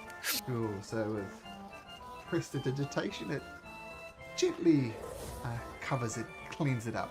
It looks good. Oh, what about you? My green dragon friend, Crystal Green? You saw me, your friend's obviously sick, but your other friend did it. 3 rings. Win a prize. Yeah, Eloy is gonna shake his head. He's not really interested in trying to throw the rings. He's gonna look to Astrius if he wants to do it.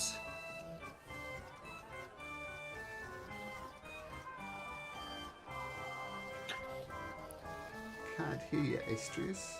Oh, Well, Astrius, there we go. Astrius again is clinging onto his ticket, holding it with both hands against his chest, and he just shakes him. No, thank you. Idolux is gonna take up his ticket and offer it to Astrius if he wants to give it a try. It's okay, thank you. Don't want to. I'm not very good at throwing things. A child could do it. Come on. Friend's paying for it. A child could do this. Oh, Matilda couldn't.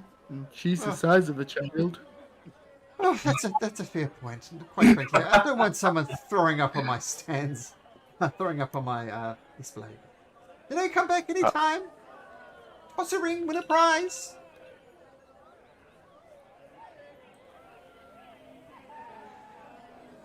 Okay, so you leave the halfling with his Alamirage, which is the bunny with the unicorn. Where would you like to go? Feasting Orchard? Dragon? Yeah, I mean, Kun would definitely like to go to the orchard if the others agree. Sure. Tilda would agree as well, having to refill her stomach with. It sounds like a place for food or something. Okay, as you enter the feasting orchard, the guards walk away and they have to go collect their children from school, otherwise I'd probably be arrested. So I have to pick up my kids at this time, Connor, so we always have to end about this time. No worries. Okay, well I hope you guys had a good time, and we will see you next week. Yeah. Yeah. Well, Thank- sure. Alright, take